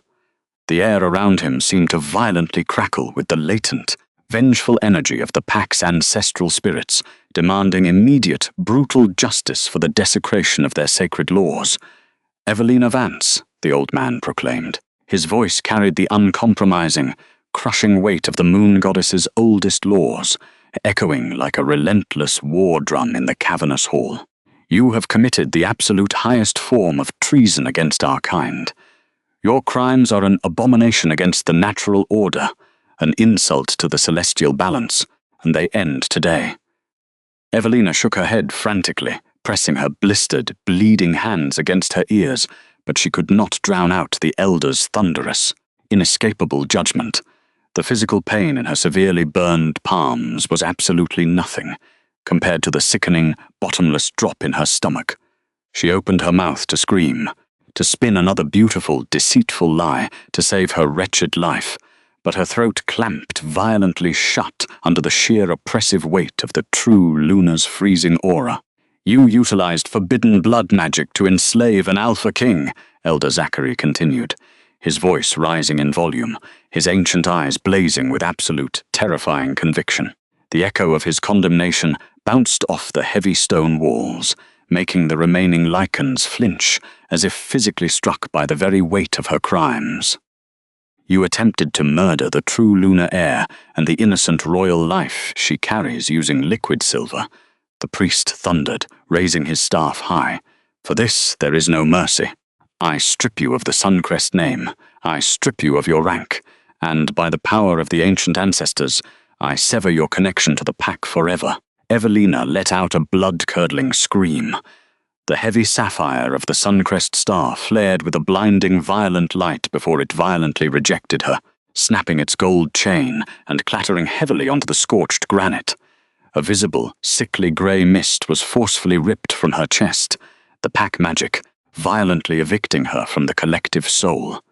She collapsed, a mortal shivering wretch, immediately seized by the neutral guards to be dragged out into the dead wastes, condemned to perish entirely alone in the ice. Aidan Valerius remained on his knees, weeping over the ashes of his destroyed empire, completely broken and ignored. Seraphina did not look back, Kaelen's warm, calloused hand wrapped gently around hers. The Dark King led her out of the suffocating darkness of the Grand Council chamber and into the crisp, clean air of the northern night. 1 year later, the northern stronghold thrived under the radiant glow of a true Luna. The massive nesting room was bathed in the warm, golden light of the volcanic hearth. Seraphina sat nestled deep within the thick, cedar-scented furs, her silver-white hair cascading softly over her shoulders. Resting safely against her chest was her silver-furred pup, a perfect, innocent life shielded by the most powerful pack in the world. Kaelen stepped into the room, his towering frame shedding the cold of the northern winter. He approached the bed with the exact same reverent awe he had shown in the frozen cavern. The Alpha King of the North knelt beside them, wrapping his massive, scarred arms around both Seraphina and the pup, burying his face in the crook of her neck. "My queen," he rasped, the golden thread of their bond humming with absolute, unwavering devotion. She leaned into his enveloping heat, completely surrendering to the profound safety of his embrace. The cold was permanently gone. The hollow ache was completely eradicated. She was safe. She was powerful. Not used. Not owned. Chosen. She had stepped aside once, believing herself unworthy. She would never step aside again. Thank you for joining our sanctuary tonight. Let me know in the comments below. Where are you listening from tonight? Did the former king grovel enough for your satisfaction? Subscribe to join our pack for more stories of quiet strength and absolute devotion.